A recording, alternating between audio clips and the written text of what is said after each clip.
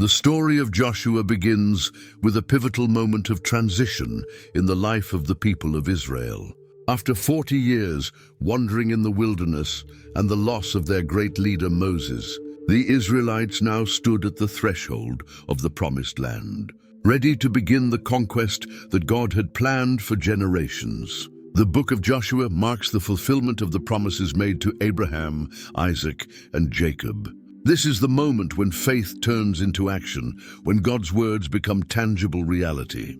We will see how God prepared Joshua to lead this great mission, how he rallied the people, and how the first steps of the conquest began through a reconnaissance mission that would reveal not only the strength of their enemies, but also the presence of unexpected allies. This is a story about how God equips those he chooses to fulfill his purposes, even when the challenges seem insurmountable. Joshua's story opens with the report of Moses' death and God's call to Joshua. In Joshua 1:1-2 we read, "After the death of Moses, the servant of the Lord said to Joshua, son of Nun, Moses' aide, 'Moses, my servant, is dead. Now then, you and all these people, get ready to cross the Jordan River into the land I am about to give to them, to the Israelites.'" With these words, God marked the beginning of a new era for Israel.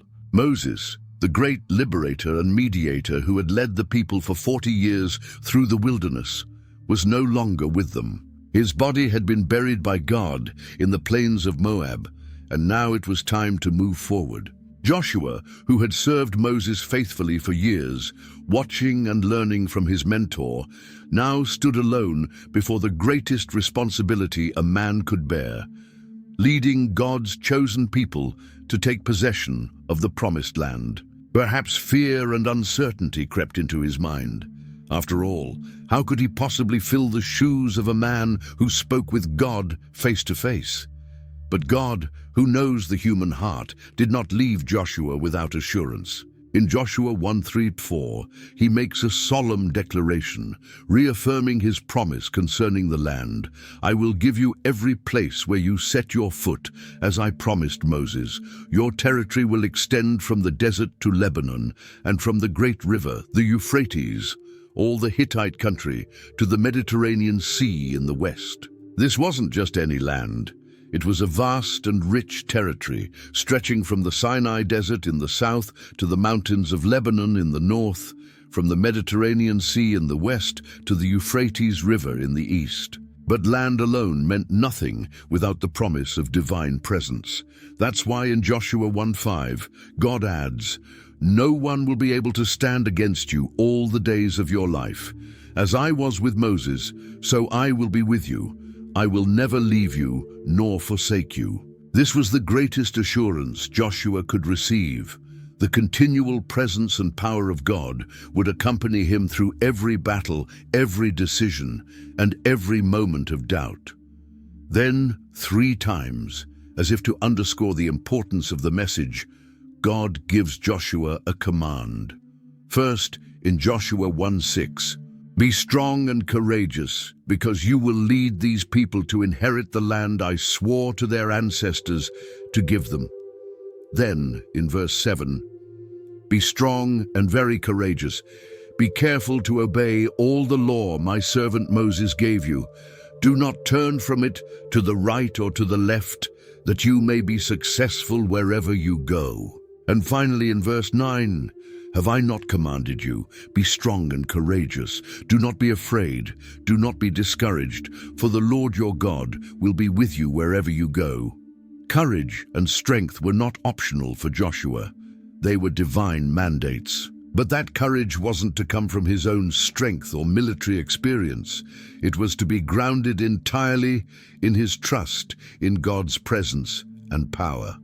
And how was he to nurture that trust daily? The answer lies in Joshua 1:8. "Keep this book of the law always on your lips. Meditate on it day and night, so that you may be careful to do everything written in it. Then you will be prosperous and successful." Joshua's success would not depend solely on the sword, but on his continual meditation on God's word. The military conquest would be preceded and upheld by a spiritual conquest, the leader's daily submission to divine instruction. Encouraged and strengthened by these divine promises, Joshua did not waste time. In Joshua 1:10-11, we see his first act as leader. So Joshua ordered the officers of the people, "Go through the camp and tell the people, get your provisions ready. 3 days from now, you will cross the Jordan here to go in and take possession of the land the Lord your God is giving you for your own." The new leader proved to be decisive and practical. While God's promises formed the spiritual foundation of his leadership, Joshua knew the people also needed clear instructions and logistical preparation. 3 days. That was the time frame. Enough to gather provisions, organize equipment, and above all, mentally prepare for the monumental task ahead. Their aimless wandering was over. A clear goal now lay before them: to cross the Jordan and take hold of the land God had promised them. However, there was one specific matter to address. 2 tribes, Reuben and Gad, and half of the tribe of Manasseh had already received their inheritance east of the Jordan in the territory conquered under Moses' leadership. It wouldn't be fair for them to settle while their fellow Israelites still had battles to fight. That's why in Joshua 1:12-15, Joshua addresses them directly. But to the Reubenites, the Gadites, and the half-tribe of Manasseh, Joshua said, "Remember the command that Moses, the servant of the Lord, gave you after he said, 'The Lord your God will give you rest by giving you this land. Your wives, your children, and your livestock may stay in the land that Moses gave you east of the Jordan. But all your fighting men, ready for battle, must cross over ahead of your fellow Israelites. You are to help them until the Lord gives them rest, as he has done for you, and until they too have taken possession of the land the Lord your God is giving them. After that, you may go back and occupy your own land, which Moses, the servant of the Lord, gave you east of the Jordan toward the sunrise." This was the special challenge for these tribes. Even though they had already secured their own lands, they were to keep fighting until all their fellow Israelites had received their inheritance as well. It was a core principle. The well-being of the community was to come before individual comfort. No tribe could consider itself truly blessed while others were still struggling. The response of these tribes, recorded in Joshua 1:16-18, revealed the spirit of unity that prevailed among the people. Then they answered Joshua, saying, "All that you command us, we will do, and wherever you send us, we will go. Just as we fully obeyed Moses, so we will obey you. Only may the Lord your God be with you, as he was with Moses. Anyone who rebels against your command and does not obey your words, whatever you command him, shall be put to death. Only be strong and courageous." The loyalty they pledged to Joshua was the same they had once shown to Moses. They recognized in him a divinely appointed authority and committed to following him with the same devotion. Notably, the final words of their response echoed the very command God had given Joshua: "Be strong and courageous." It was as if the people were returning to their leader the same message of encouragement that God had spoken to him. In this way, a circle of trust was established. God trusted Joshua, and the people trusted him too, recognizing that God was with their leader just as he had been with Moses. With the people prepared for the crossing of the Jordan and the conquest of the land, Joshua made a strategic decision. In Joshua 2:1 we read, "Then Joshua, son of Nun, secretly sent 2 men as spies from Shittim, saying, 'Go, look over the land, especially Jericho.' So they went and entered the house of a prostitute named Rahab and stayed there." Even though he had divine promises of victory, Joshua didn't neglect the human preparations that were still necessary. Faith in God didn't exclude prudence and strategy. The mission was kept secret. It wasn't announced to the entire camp. Only 2 men were selected, likely due to the discretion the task required. They didn't need an army to scout the land. They needed agile, observant men capable of blending in among the Canaanites without drawing attention. The specific target was Jericho, the first major fortress city the Israelites would face after crossing the Jordan. Located in a fertile region, it was known as the City of Palms and represented a strategic entry point for the conquest of the land. Its mighty walls were famous, designed to discourage any would-be invaders. If the Israelites could take Jericho, they would have opened the door to the interior of Canaan. The importance of this reconnaissance mission cannot be overstated. Before committing the entire people to battle, it was crucial to gather information about the terrain, the city's defenses, the morale of its inhabitants, and any potential weaknesses that could be exploited. Military intelligence has always been a decisive factor in warfare, and Joshua, as an experienced leader, understood this well. Interestingly, the spies didn't stay just anywhere. They went to the house of Rahab, a prostitute who lived along the city wall. At first glance, this choice might seem strange, but it was actually a strategically smart move. A prostitute's house would be a place where strangers coming and going wouldn't raise much suspicion. Moreover, because of her profession, Rahab likely had access to information and rumors from various parts of the city and neighboring regions. What the spies couldn't have anticipated was that this seemingly pragmatic choice would prove to be providential. At Rahab's house, they didn't just find temporary shelter. They found an unexpected ally who would become instrumental to the success of their mission and, later on, to the conquest of Jericho itself. The spies' stay at Rahab's house didn't go unnoticed for long. In Joshua 2:2-3, we read, "The king of Jericho was told, 'Look, some of the Israelites have come here tonight to spy out the land.' So the king of Jericho sent this message to Rahab, 'Bring out the men who came to you and entered your house, because they have come to spy out the whole land.'" The city's surveillance systems were remarkably effective.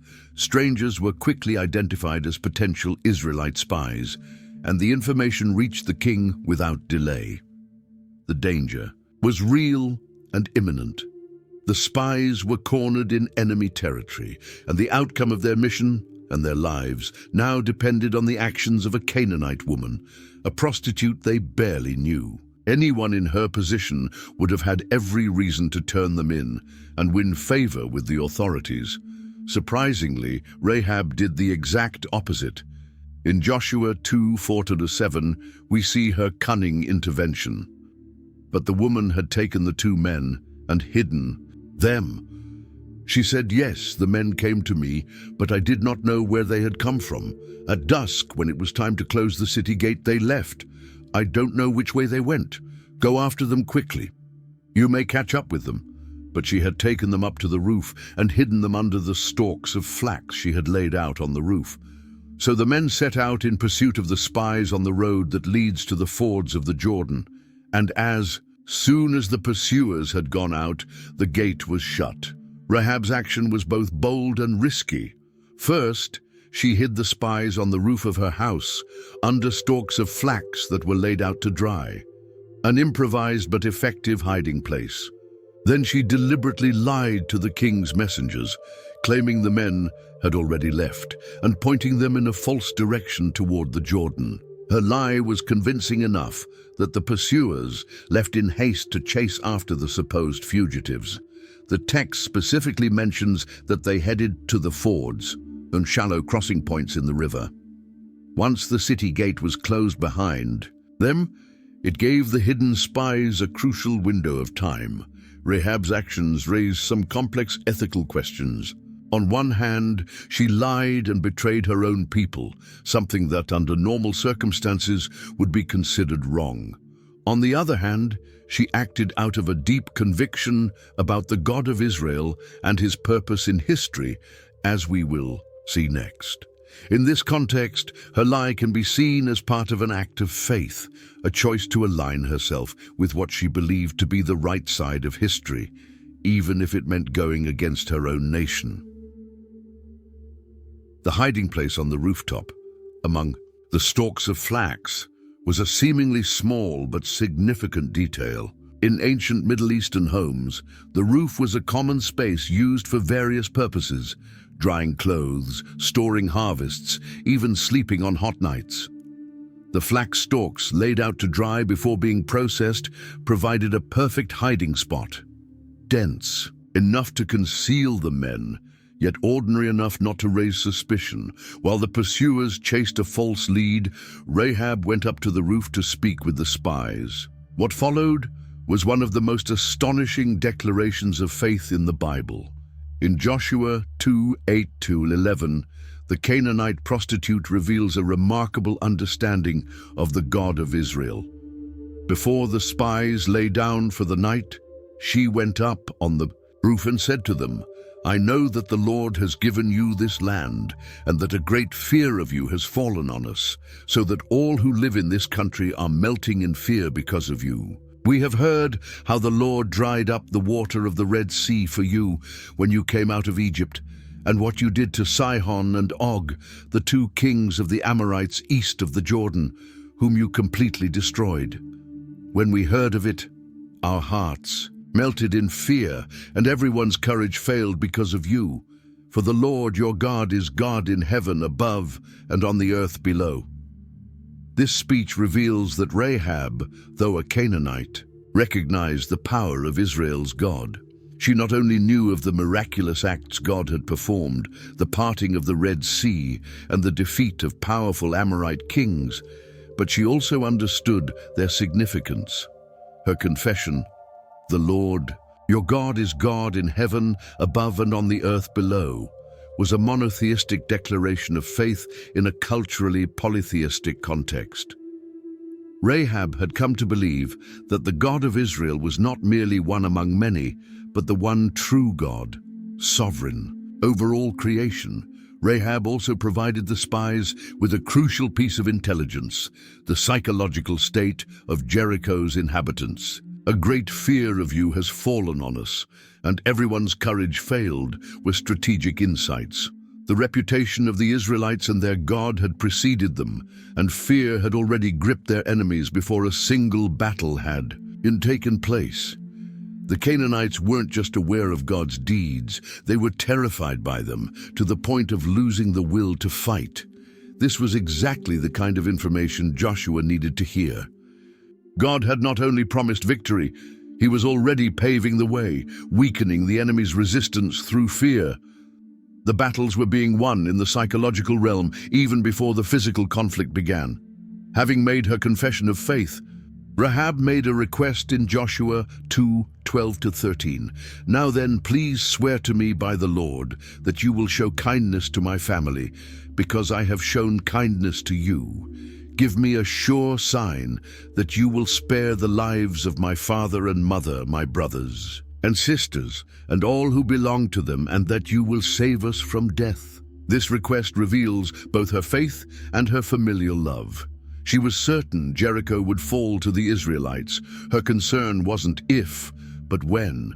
And her focus wasn't just on herself, but on her entire family. Even though she had broken ranks with her city, she remained loyal to her loved ones. Her plea for mercy was based on a principle of reciprocity. Just as she had shown mercy to the spies by protecting them, she asked for the same in return for herself and her family. The spies didn't hesitate to respond. In Joshua 2:14, they said, "Our lives for your lives. If you don't tell what we are doing, we will treat you kindly and faithfully when the Lord gives us the land." This was a solemn oath. They staked their own lives on the promise of safety for Rahab and her family, provided she kept the mission secret.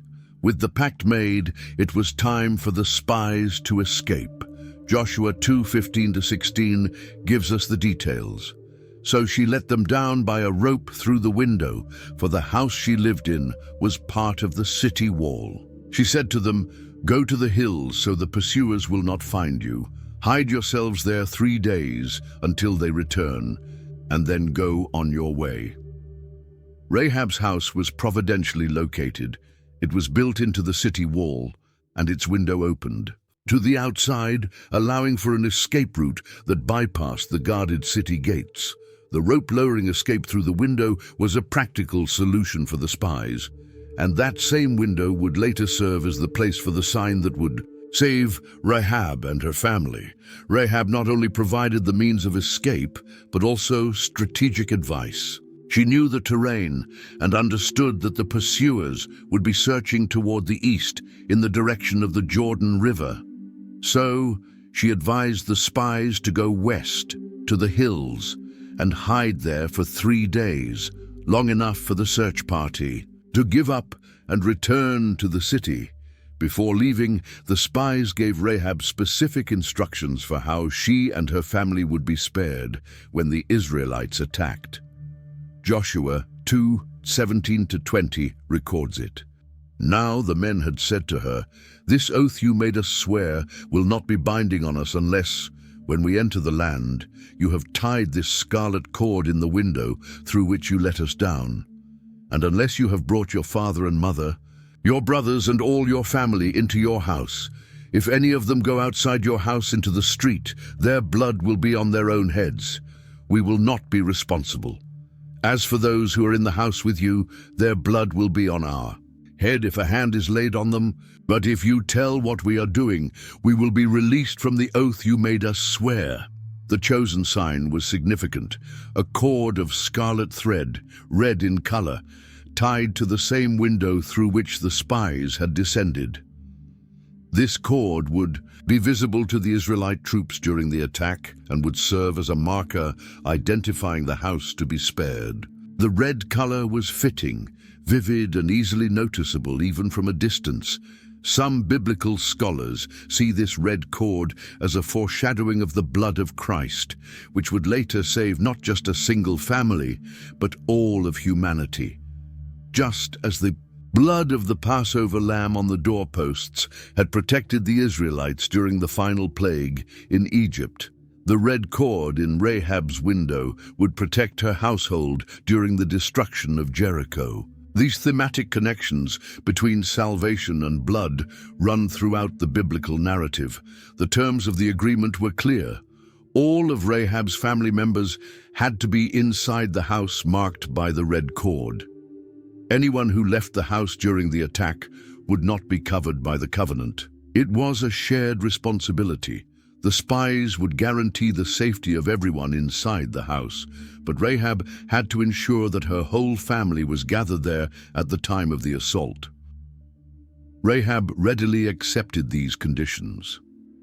In Joshua 2:21 we read, "Agreed," she replied, "let it be as you say."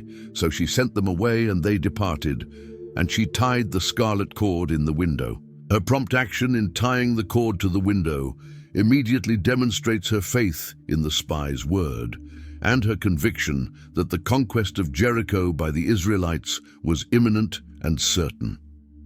Following Rahab's advice, the spies headed for the mountains. Joshua 2:22 tells us, "So they left and went into the hills and stayed there 3 days until the pursuers had searched all along the road and returned without finding them." The plan worked perfectly. While the pursuers searched toward the Jordan, the spies were hidden in the opposite direction in the western hills. After 3 days, when they judged it safe, they came down from the hills, crossed the river, and returned to the Israelite camp. Their return is described in Joshua 2:23-24. Then the 2 men started back. They went down out of the hills, forded the river, and came to Joshua son of Nun, and told him everything that had happened to them. They said to Joshua, "The Lord has surely given the whole land into our hands. All the people are melting in fear because of us." The report they brought to Joshua was extremely positive and encouraging. It confirmed exactly what God had promised. The victory was guaranteed, not just by military strength, but because God had already gone ahead and struck fear into the hearts of their enemies. The spy mission was a complete success. The spies not only scouted the territory and returned safely, but also brought back valuable strategic insight into the psychological state of Jericho's inhabitants. Moreover, they had forged an alliance with Rahab, which would prove critical during the city's conquest. What began as a simple reconnaissance operation turned into a powerful testimony of God's sovereignty, already at work in the hearts of both the Israelites and the Canaanites, paving the way for the fulfillment of his promises.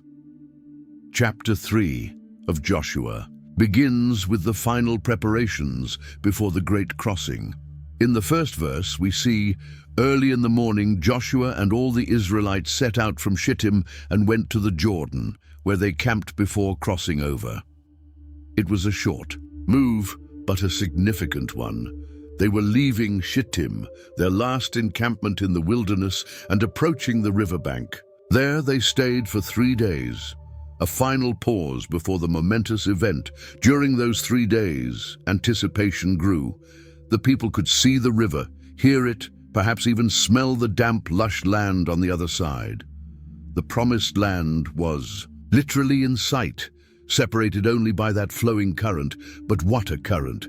During harvest season, the Jordan was no calm stream. It was full, overflowing, an apparently impassable barrier for such a large crowd. After 3 days, it was time to act. Joshua 3:2-4 tells us, after 3 days, the officers went throughout the camp, giving orders to the people, "When you see the Ark of the Covenant of the Lord your God, and the Levitical priests carrying it, you are to move out from your positions and follow it. Then you will know which way to go, since you have never been this way before. But keep a distance of about 2,000 cubits between you and the ark. Do not go near it." The instructions were clear.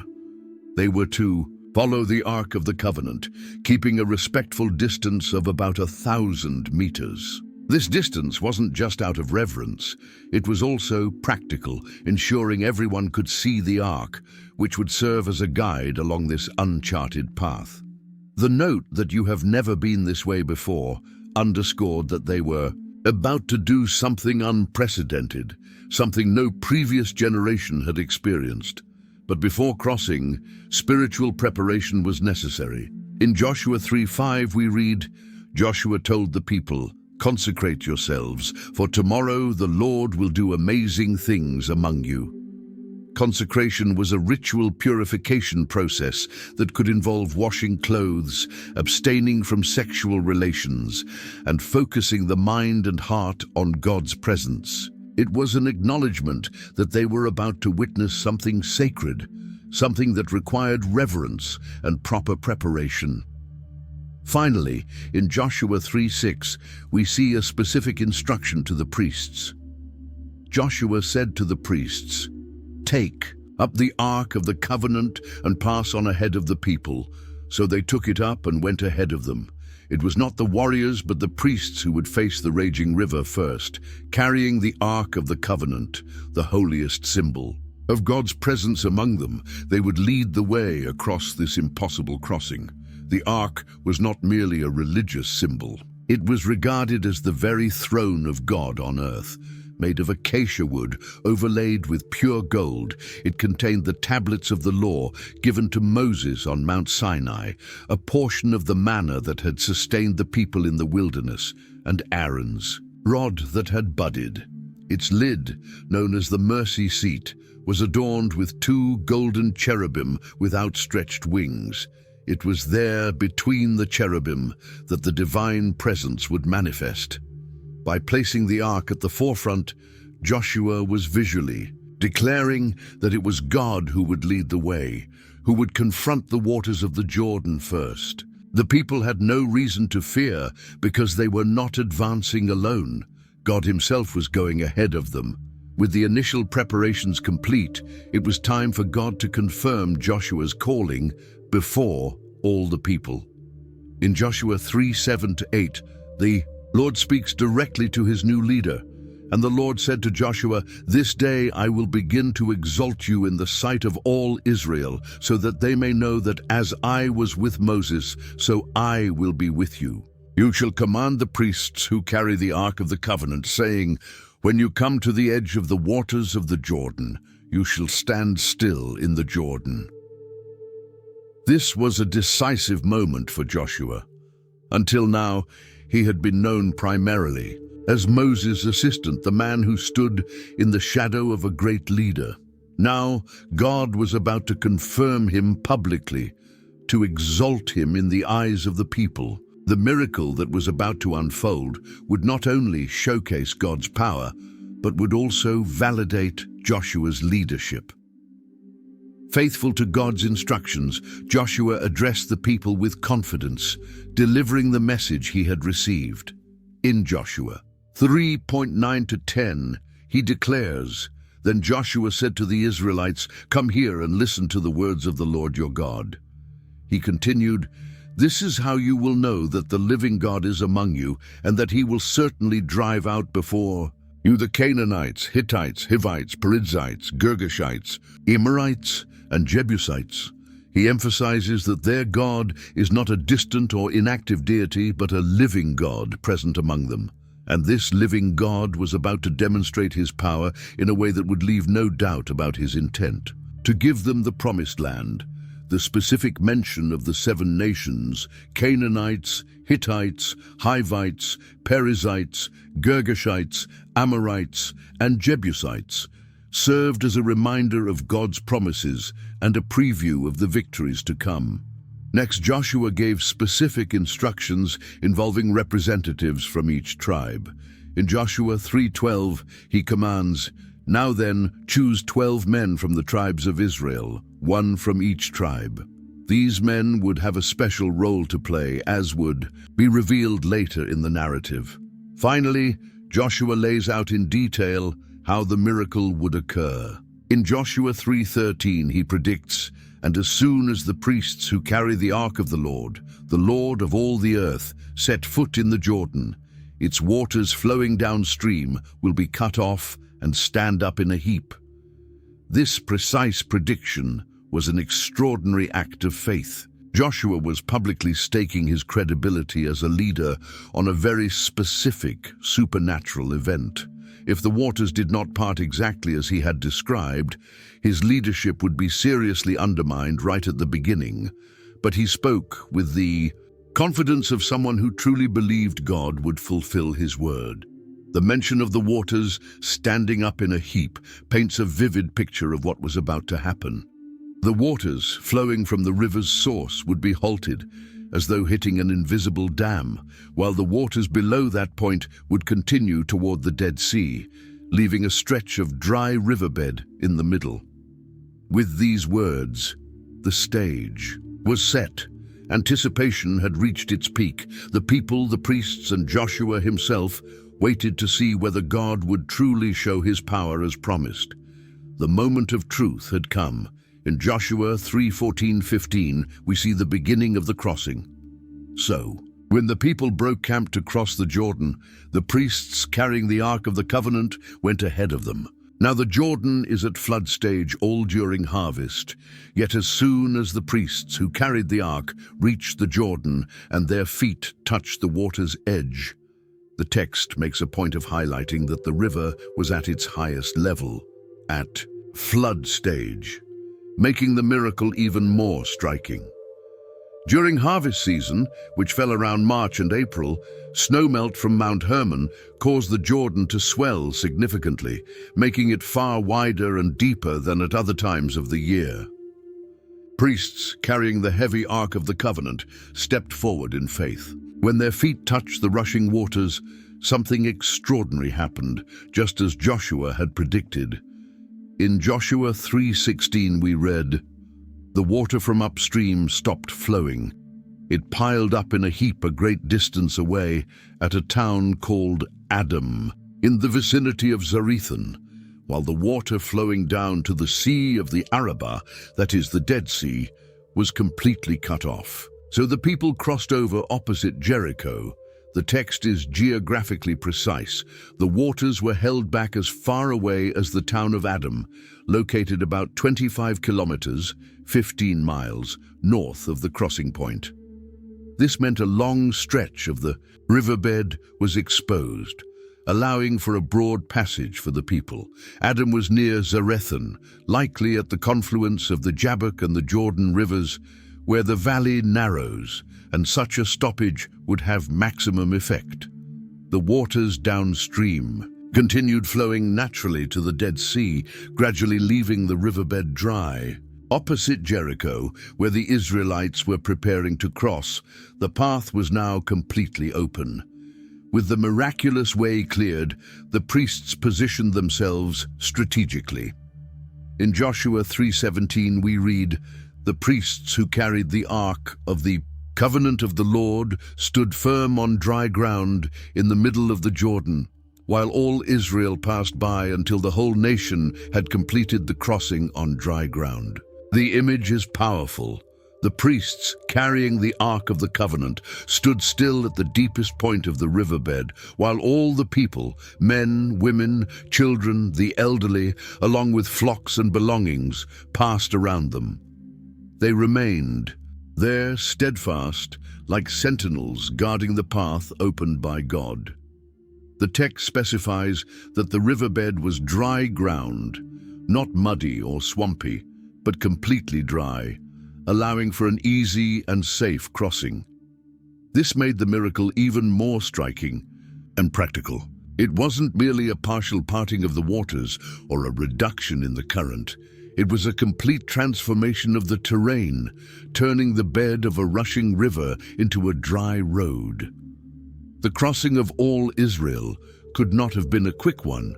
We're talking about hundreds of thousands of people, possibly more than 1 million, along with livestock and belongings. Even with a wide, dry riverbed, such a crossing likely took hours. Throughout all that time, the priests remained in position, holding the ark, symbolizing the constant presence of God who kept the waters at bay. This miracle clearly echoed the crossing of the Red Sea, which the previous generation had witnessed under Moses' leadership. Now a new generation experienced that same divine power under the leadership of Joshua. The message was clear. The same God who delivered their ancestors from slavery in Egypt was now leading them to conquer the Promised Land. Once the crossing was complete, God commanded that a memorial be created to preserve the memory of this extraordinary event. In Joshua 4:1-3, we read, "When the whole nation had finished crossing the Jordan, the Lord said to Joshua, 'Choose 12 men from among the people, 1 from each tribe, and tell them to take up 12 stones from the middle of the Jordan, from right where the priests stood, and carry them over with you, and put them down at the place where you stay tonight.'" Now we understand the purpose behind the earlier selection of 12 men, 1 from each tribe. They were to collect 12 stones from the middle of the dry Jordan riverbed, specifically from the spot where the priests had stood with the ark, and carry them to the first campsite on Canaanite soil. These were not just any stones. They were silent witnesses of the miracle, taken from a place normally unreachable, submerged by the river's rushing waters. Joshua promptly followed God's instructions. In Joshua 4:4-7 we read, "So Joshua called together the 12 men he had appointed from the Israelites, 1 from each tribe, and said to them, 'Go over before the ark of the Lord your God into the middle of the Jordan. Each of you is to take up a stone on his shoulder, according to the number of the tribes of the Israelites, to serve as a sign among you. In the future, when your children ask you, 'What do these stones mean?' tell them that the flow of the Jordan was cut off before the Ark of the Covenant of the Lord. When it crossed the Jordan, the waters of the Jordan were cut off. These stones are to be a memorial to the people of Israel forever." The purpose of the memorial was both educational and commemorative. The stones would serve as a starting point for conversations between generations. When children in the future, curious about this pile of stones, asked what it meant, parents would have the opportunity to recount the miracle and pass on the faith. It was a divine strategy to preserve the memory of his mighty deeds across the generations. In Joshua 4:8, we see that the command was carried out precisely, so the Israelites did as Joshua commanded. They took 12 stones from the middle of the Jordan, according to the number of the tribes of the Israelites, as the Lord had told Joshua, and they carried them over with them to their camp, where they put them down. In addition to the memorial that would be set up at the campsite, Joshua also established another one right in the middle of the river. Joshua 4:9 tells us, Joshua set up the 12 stones that had been in the middle of the Jordan at the spot where the priests who carried the Ark of the Covenant had stood. And they are there to this day. This second memorial would usually be submerged under the river's waters, visible perhaps only during times of extreme drought, serving as an additional testimony of the miracle for future generations. Meanwhile, the priests stood firm in the middle of the river. Joshua 4:10-11 tells us, now the priests who carried the ark remained standing in the middle of the Jordan until everything the Lord had commanded Joshua was done by the people, just as Moses had directed Joshua. The people hurried over, and as soon as all of them had crossed, the ark of the Lord and the priests came to the other side while the people watched. Only when the last Israelite had reached the western bank, only after the 12 stones had been gathered and all preparations completed, did the priests finally receive permission to leave their position in the river. They came out in order, still carrying the ark under the watchful eyes of the people. Their exit marked the end of the miracle and the return of the waters to their natural course. The crossing had been commanded and completed, with the tribes of Reuben, Gad, and the half-tribe of Manasseh fulfilling their promise to assist their fellow Israelites. Joshua 4:12-13 says, the men of Reuben, Gad, and the half-tribe of Manasseh crossed over, ready for battle in front of the Israelites, as Moses had directed them. About 40,000 armed for battle crossed over before the Lord to the plains of Jericho for war. These tribes, who'd already received their inheritance east of the Jordan during Moses' time, honored their word by helping the other tribes conquer their share of the promised land. Around 40,000 warriors from these tribes crossed the river, ready to fight alongside their brothers. The result of this entire experience was exactly what God had promised Joshua. In Joshua 4:14 we read, that day the Lord exalted Joshua in the sight of all Israel, and they stood in awe of him all the days of his life, just as they had stood in awe of Moses. The miracle served to confirm Joshua as the legitimate successor to Moses, granting him the authority needed to lead the people through the upcoming conquests. Once the priests stepped out of the riverbed, the miracle ended just as dramatically as it had begun. In Joshua 4:15-18 we read, then the Lord spoke to Joshua, saying, command the priests who carry the ark of the testimony to come up out of the Jordan. So Joshua commanded the priests, saying, come up out of the Jordan. And when the priests who carried the ark of the covenant of the Lord came up from the middle of the Jordan, and the soles of their feet stepped onto dry ground, the waters of the Jordan returned to their place and ran at flood stage as before. The waters, which had been miraculously held back, were released the moment the last priest set foot on the western bank. The Jordan resumed its flow as before, overflowing its banks as if nothing had ever happened. The miracle lasted exactly as long as it was needed, not a moment more, not a moment less. The camp was set up at Gilgal, and there the stones were arranged as a memorial. In Joshua 4:19-24 we read, on the 10th day of the first month, the people went up from the Jordan and camped at Gilgal on the eastern border of Jericho. And Joshua set up at Gilgal the 12 stones they had taken out of the Jordan. He said to the Israelites, in the future, when your children ask their parents, what do these stones mean? Tell them, Israel crossed the Jordan on dry ground. For the Lord your God dried up the Jordan before you until you had crossed over, just as the Lord your God did to the Red Sea, which he dried up before us until we had crossed over. He did this so that all the peoples of the earth might know that the hand of the Lord is powerful, and so that you might always fear the Lord your God. The memorial at Gilgal served two purposes. Internally, it would remind the Israelites of God's power and faithfulness. Externally, it would stand as a testimony to the surrounding nations of the strength of Israel's God. The exact date of the crossing, the 10th day of the first month, was recorded, marking this historic moment in Israel's calendar.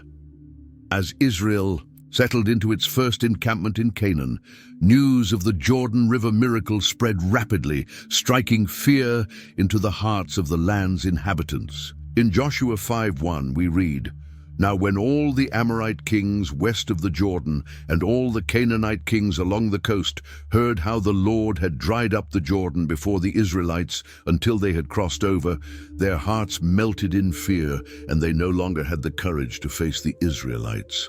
The reaction of the Canaanites is vividly described.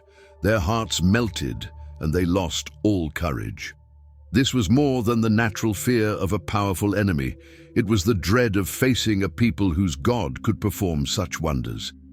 If the God of Israel could dry up a raging river, what chance did they have against such power?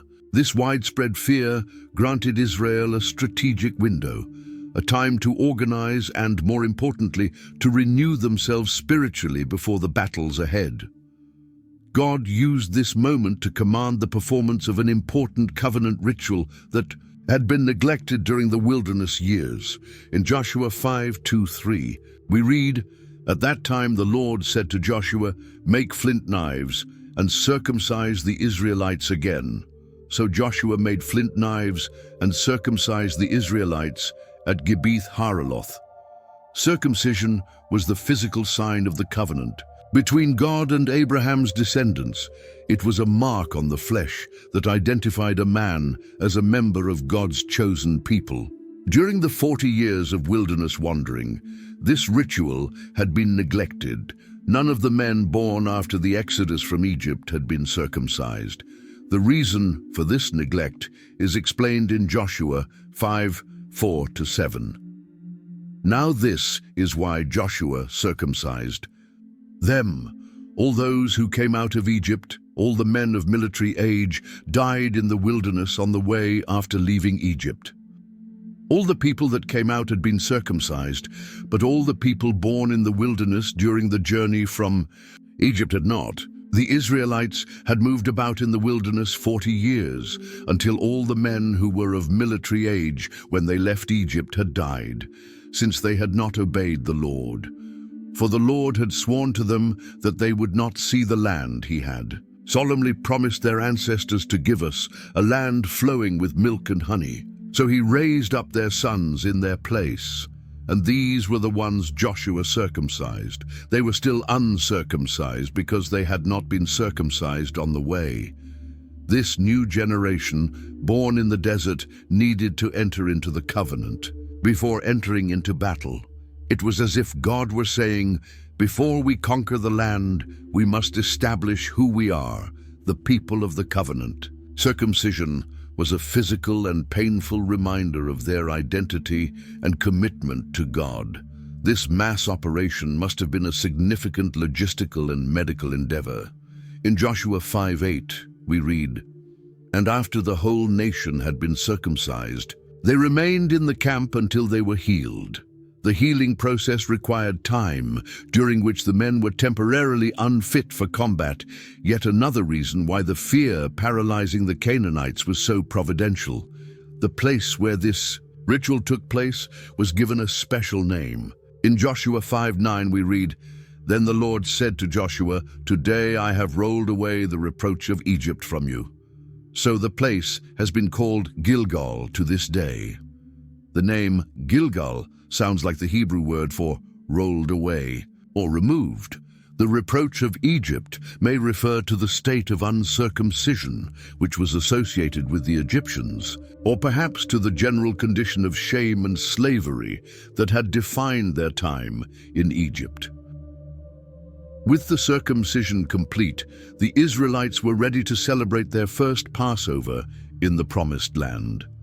In Joshua 5:10, we read, "On the Evening of the 14th day of the month, while camped at Gilgal on the plains of Jericho, the Israelites celebrated the Passover. The date, the 14th day of the first month, was exactly as prescribed in the law of Moses. This celebration marked not only the historic deliverance from Egypt, but also the partial fulfillment of the divine promises, now that they had finally entered the land promised to their ancestors. Right after Passover, another significant shift took place in the lives of the people. In Joshua 5:11-12 we read, "The day after the Passover, that very day, they ate some of the produce of the land, unleavened bread and roasted grain." The manna stopped the day after they ate this food from the land. There was no longer any manna for the Israelites, but that year they ate the produce of Canaan. For 40 years, manna had been the miraculous food that sustained Israel in the wilderness. Now, as they began to eat the produce of the land, the manna ceased. It marked the end of an era and the beginning of a new one. They no longer needed supernatural provision from the desert, because they could now enjoy the natural fruits of the land flowing with milk and honey. This transition from manna to the harvests of Canaan symbolized the shift from a nomadic people wandering the desert to a people finally rooted in their own land. With the covenant renewed and the people spiritually prepared, Joshua turned his attention to the immediate military challenge, the fortified city of Jericho. As he scouted the area around the city, he had a supernatural encounter that would completely shift his perspective on the battle ahead. In Joshua 5:13, we read, "Now when Joshua was near Jericho, he looked up and saw a man standing in front of him with a drawn sword in his hand. Joshua went up to him and asked, 'Are you for us or for our enemies?' The appearance was sudden and mysterious, a warrior with sword drawn, ready for battle. Joshua's question was direct and practical. "Are you for us or for our enemies?" As a military leader, he needed to quickly determine whether this stranger was a friend or a threat. The stranger's response in Joshua 5:14 revealed his true identity. "Neither," he replied, "but as commander of the army of the Lord I have now come." Then Joshua fell face down to the ground in reverence and asked him, "What message does my Lord have for his servant?" He did not identify as Israelite or Canaanite. He stood above earthly allegiances. He was the commander of the army of the Lord, a heavenly figure who hadn't come to take sides, but to take charge. His answer, "Neither," suggested that Joshua's question was misframed. This wasn't about choosing a human side, it was about aligning with God's divine purpose. Joshua's reaction was immediate and appropriate. He fell face down in reverence, a gesture reserved for divine worship, and placed himself in the posture of a servant, awaiting instructions. "What message does my Lord have for his servant?" Joshua recognized that he stood in the presence of someone worthy of worship, likely a manifestation of God himself or a high-ranking celestial being. The sacred nature of the encounter was confirmed in Joshua 5:15. The commander of the Lord's army replied, "Take off your sandals, for the place where you are standing is holy." And Joshua did so. This command echoed the experience of Moses at the burning bush on Mount Sinai, Exodus 3:5, when God similarly told him to remove his sandals because he was standing on holy ground. By repeating this instruction, the commander of the Lord's army was establishing continuity between Moses' divine commission and Joshua's present mission. Removing one's sandals was an act of reverence and humility. Sandals, having walked through dust and dirt, symbolized worldly contamination. Taking them off acknowledged the holiness of the moment and the place. It was a symbolic shedding of impurity in preparation for receiving divine instruction. The text ends abruptly, without recording the rest of the conversation between Joshua and the commander. But the very next chapter begins with specific instructions on how to take Jericho. directions so unconventional that they clearly stemmed from this supernatural encounter. The strategy would defy all conventional military logic, making it absolutely clear that victory would come from the Lord, not from human strength or planning. This mysterious encounter served as a powerful reminder for Joshua on the eve of battle. He was not in command. He was under command, under the authority of the heavenly commander. The seemingly impenetrable walls of Jericho, which must have looked daunting up close, would pose no threat to the army of the Lord. So, with the miraculous crossing of the Jordan behind them, the covenant rituals renewed, and this divine encounter burned into Joshua's memory. Israel was now spiritually equipped to begin the conquest of the Promised Land. The stage was set for their first spectacular victory, the fall of Jericho's walls. After meeting the commander of the Lord's army, Joshua refocused on Jericho, the first city to be conquered in the Promised Land. Joshua 6:1 describes the situation. Now, Jericho was tightly shut up because of the Israelites. No one went out and no one came in. Fear had gripped the people of Jericho. News of the miraculous crossing of the Jordan and the power of Israel's God had certainly reached them, and their response was to shut themselves behind massive walls. As Joshua considered how to attack such a heavily fortified city, the Lord spoke to him directly, revealing a battle strategy that defied all military logic. In Joshua 6:2-5, we read these surprising instructions. Then the Lord said to Joshua, "See, I have delivered Jericho into your hands, along with its king and its fighting men. March around the city once with all the armed men. Do this for 6 days. Have 7 priests carry 7 trumpets of ram's horns in front of the ark. On the 7th day, march around the city 7 times, with the priests blowing the trumpets. When you hear them sound a long blast on the ram's horns, have all the people give a loud shout. Then the wall of the city will collapse and the people will go up, every man straight in." What a strange strategy. There would be no siege engines, no ladders to scale the walls, no secret tunnels. Just a procession around the city, day after day, culminating in trumpets and shouting. Militarily, it made no sense, but this was as much a spiritual battle as it was a physical one, and God wanted it to be unmistakably clear that the victory would come from Him, not from human strength or tactics. Joshua accepted the divine plan without question. In Joshua 6:6-7, he relayed God's commands to the priests and the people.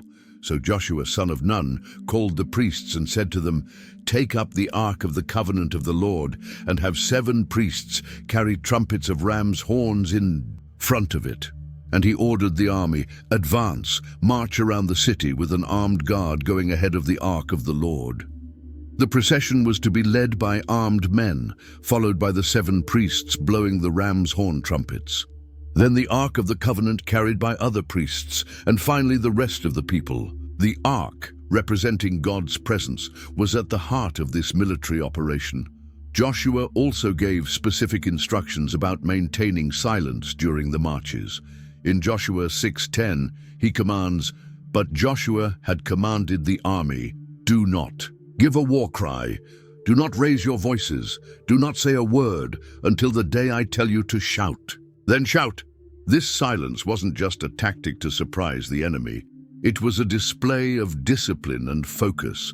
It was a silence heavy with expectation and tension, like the calm before a storm. Thus began one of the most unusual sieges in military history.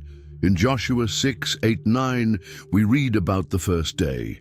When Joshua had spoken to the people, the 7 priests carrying the 7 trumpets before the Lord went forward, blowing their trumpets, and the ark of the Lord's covenant followed them. The armed guard marched ahead of the priests who blew the trumpets, and the rear guard followed the ark, all the while the trumpets were sounding. The scene must have been astonishing and perhaps unsettling for the inhabitants of Jericho.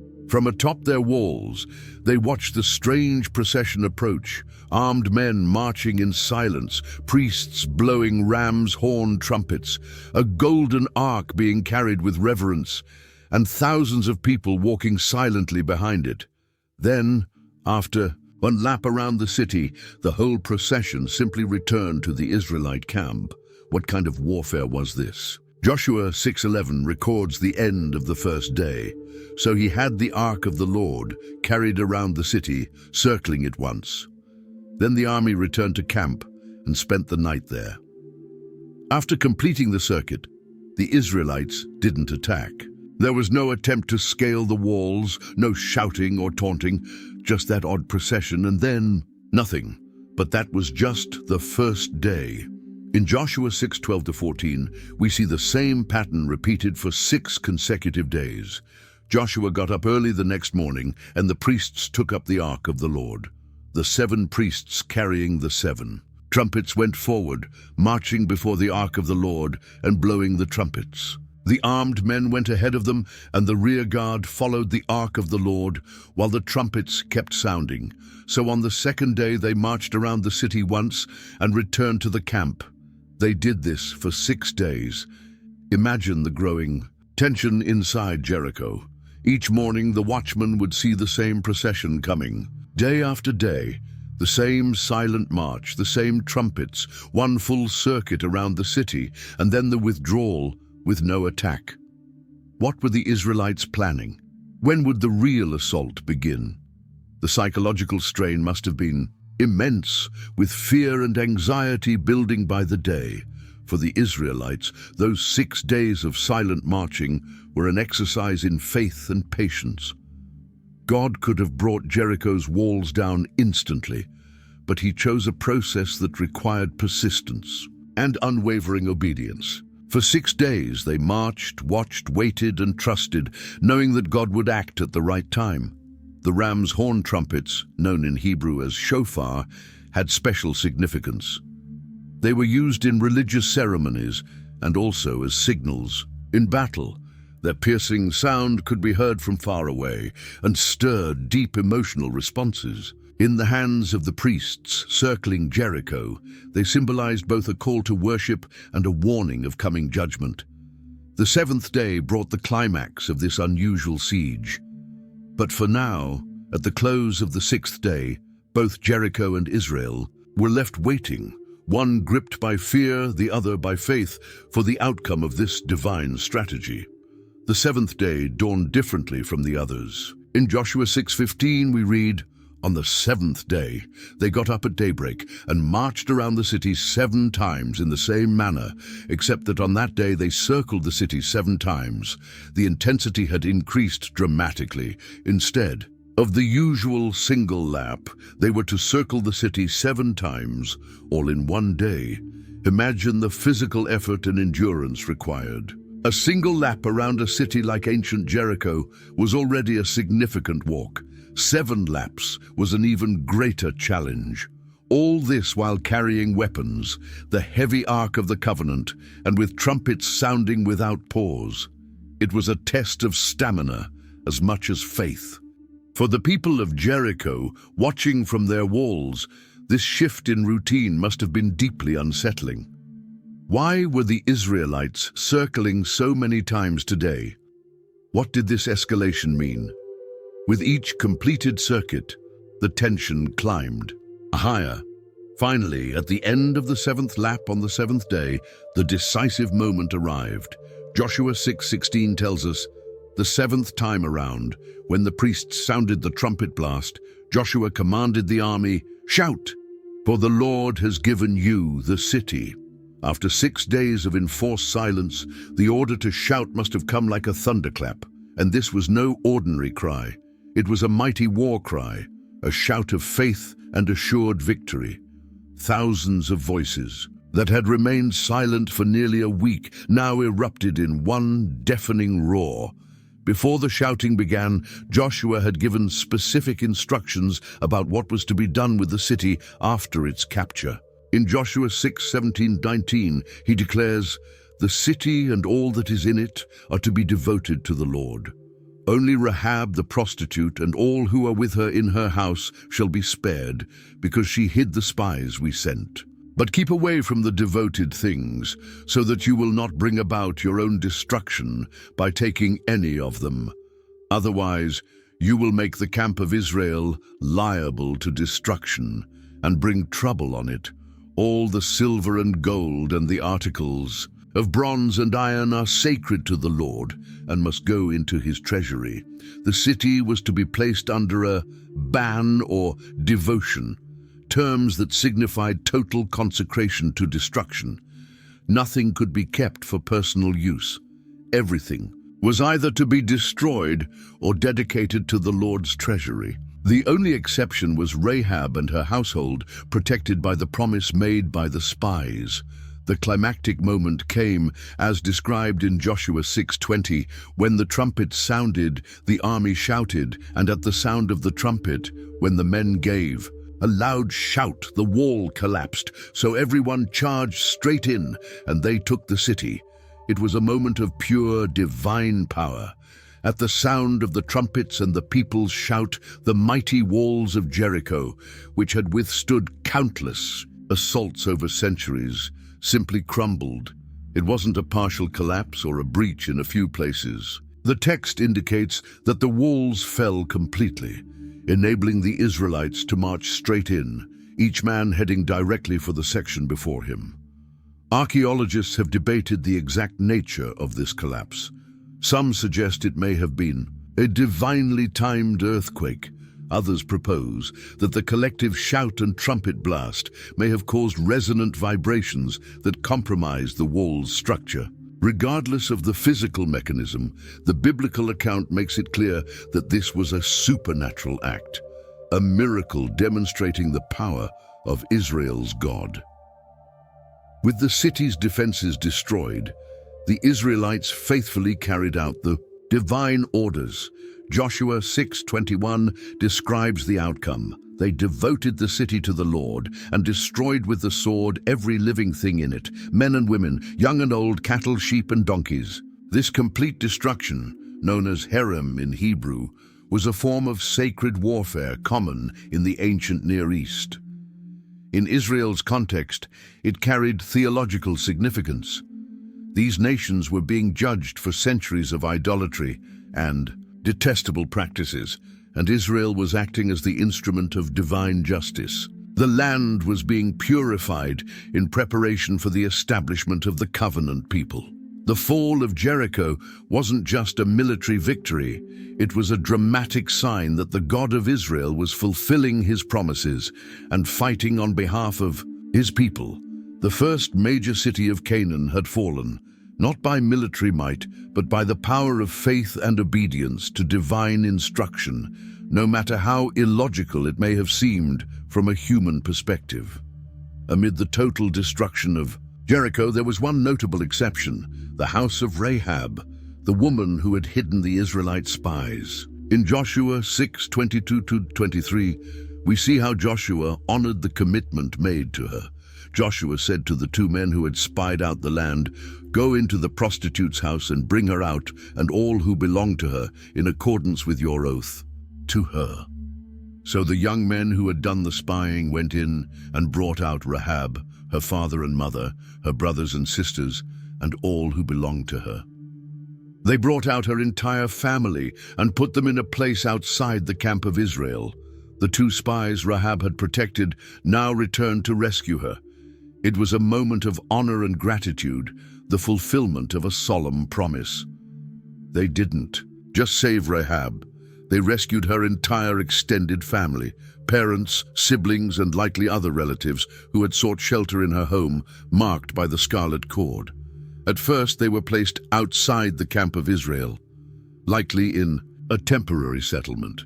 This was necessary because, as Canaanites, they were considered ritually impure and had to undergo a purification process before being fully integrated into the Israelite community. While the rest of Jericho was consumed by fire, Rahab's fate is again noted in Joshua 6:24. Then they burned the whole city and everything in it, but they put the silver and gold and the articles of bronze and iron into the treasury of the Lord's house. The destruction was total, but the precious metals and valuable items were preserved, not for the conqueror's personal gain, but for the Lord's treasury. This was the first fruits of the conquest, dedicated entirely to God as a recognition that it was He who had granted the victory. Rahab's final fate is revealed in Joshua 6:25. But Joshua spared Rahab the prostitute, with her family and all, who belonged to her, because she hid the men Joshua had sent as spies to Jericho, and she lives among the Israelites to this day. After the period of purification, Rahab and her family were fully incorporated into the Israelite community. They weren't merely tolerated as resident foreigners, they became an integral part of the covenant people. The phrase, "she lives among the Israelites to this day," indicates that at the time the book of Joshua was written, Rahab's descendants were still known and recognized within the community. She left a lasting legacy, accepted not only as a resident but as a true Israelite by adoption. The New Testament sheds even more light on this woman's extraordinary destiny. In Matthew 1:5, we learn that Rahab married Salmon, an Israelite, from the tribe of Judah, and became the mother of Boaz, who would later marry Ruth. This made Rahab a direct ancestor of King David and eventually of Jesus Christ. The former Canaanite prostitute, who had shown faith in the God of Israel even before fully knowing him, was given the honor of being included in the Messiah's genealogy.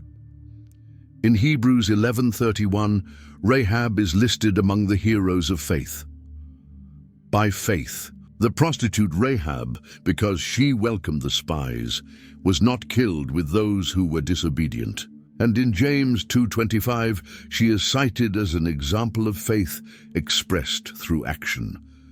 In the same way, was not even Rahab the prostitute considered righteous for what she did when she gave lodging to the spies and sent them off in a different direction? Thus, Rahab's story presents a powerful contrast within the narrative of Jericho's conquest. While the city and its inhabitants were destroyed for their resistance to God, Rahab and her family were saved through faith and incorporated into the chosen people.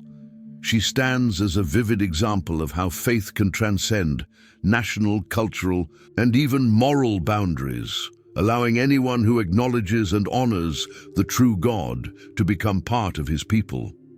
The spectacular victory at Jericho was meant to be just the beginning of a continuous series of conquests. With God clearly fighting for them, who could stand against Israel? However, Joshua chapter 7 opens on a somber note that would change the course of events. In Joshua 7:1, we read, "But the Israelites were unfaithful in regard to the devoted things. Achan, son of Carmi, the son of Zimri, the son of Zerah of the tribe of Judah, took some of them, so the Lord's anger burned against Israel." One man, Achan, had disobeyed the explicit command not to take anything for himself from the spoils of Jericho. His secret disobedience would lead to disastrous public consequences, affecting the entire nation. This introductory verse acts as a forewarning, revealing to the reader what the Israelites themselves did not yet know, the cause of the catastrophe about to unfold. Unaware of the hidden sin, Joshua proceeded with his conquest plans. In Joshua 7:2-3, he turned to the next target. Now Joshua sent men from Jericho to Ai, which is near Beth Aven to the east of Bethel, and told them, "Go up and spy out the region."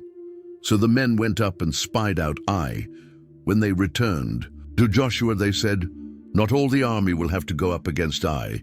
Send 2,000 or 3,000 men to take it, and do not weary the whole army, for only a few people live there." It was a much smaller city than Jericho, apparently with less impressive defenses. The spies, perhaps overconfident after the miraculous victory at Jericho, recommended a limited strike. "Don't send the whole army," they said, "because the enemy is few." This advice reflected a mix of arrogance and self-reliance. They were now trusting their own military judgment instead of seeking divine guidance. Joshua accepted this advice without consulting the Lord, another sign of growing reliance on human ability over divine direction. In Joshua 7:4-5, we see the devastating consequences of that decision. So about 3,000 went up, but they were routed by the men of Ai, who killed about 36 of them. They chased the Israelites from the city gate as far as Shebarim and struck them down on the slopes. At this, the hearts of the people melted in fear and became like water. The result was a humiliating defeat. The same Israelites who had seen Jericho's mighty walls fall now fled in panic from a far smaller city. 36 men were killed, a relatively small number in military terms, but devastating for a people who had expected invincibility under God's protection. The people's reaction is described vividly. Their hearts melted and became like water. Fear and discouragement spread rapidly. If they couldn't defeat Ai, how could they possibly conquer the rest of the land? And even more troubling, where was the God who had promised to fight for them? Joshua's reaction was one of deep grief and confusion. In Joshua 7:6-9, we witness his anguish. Then Joshua tore his clothes and fell face down to the ground before the ark of the Lord, remaining there till evening. The elders of Israel did the same and sprinkled dust on their heads. And Joshua said, "Alas, sovereign Lord, why did you ever bring this people across the Jordan to deliver us into the hands of the Amorites to destroy us? If only we had been content to stay on the other side of the Jordan. Pardon your servant, Lord. What can I say, now that Israel has been routed by its enemies? The Canaanites and the other people of the country will hear about this, and they will surround us and wipe out our name from the earth. What then will you do for your own great name?" This was a spiritual crisis for Joshua. Tearing one's clothes and covering oneself in dust were traditional expressions of profound mourning and distress. Bowing face down before the ark of the Lord reflected a desperate plea for divine answers. His anguished questions revealed his fear that God had abandoned Israel, or worse, had brought them this far only to destroy them. Joshua's final concern, "What then will you do for your own great name?" demonstrates a deeper theological insight. If Israel were destroyed, the surrounding nations would conclude that Israel's God was weak or unreliable, unable to protect his own people. God's reputation, his name, was at stake. God's response came swiftly, revealing the root cause of the disaster. In Joshua 7:10-12, the Lord said to Joshua, "Stand up. What are you doing down on your face? Israel has sinned. They have violated my covenant, which I commanded them to keep. They have taken some of the devoted things. They have stolen. They have lied. They have put them with their own possessions. That is why the Israelites cannot stand against their enemies. They turn their backs and run because they have been made liable to destruction.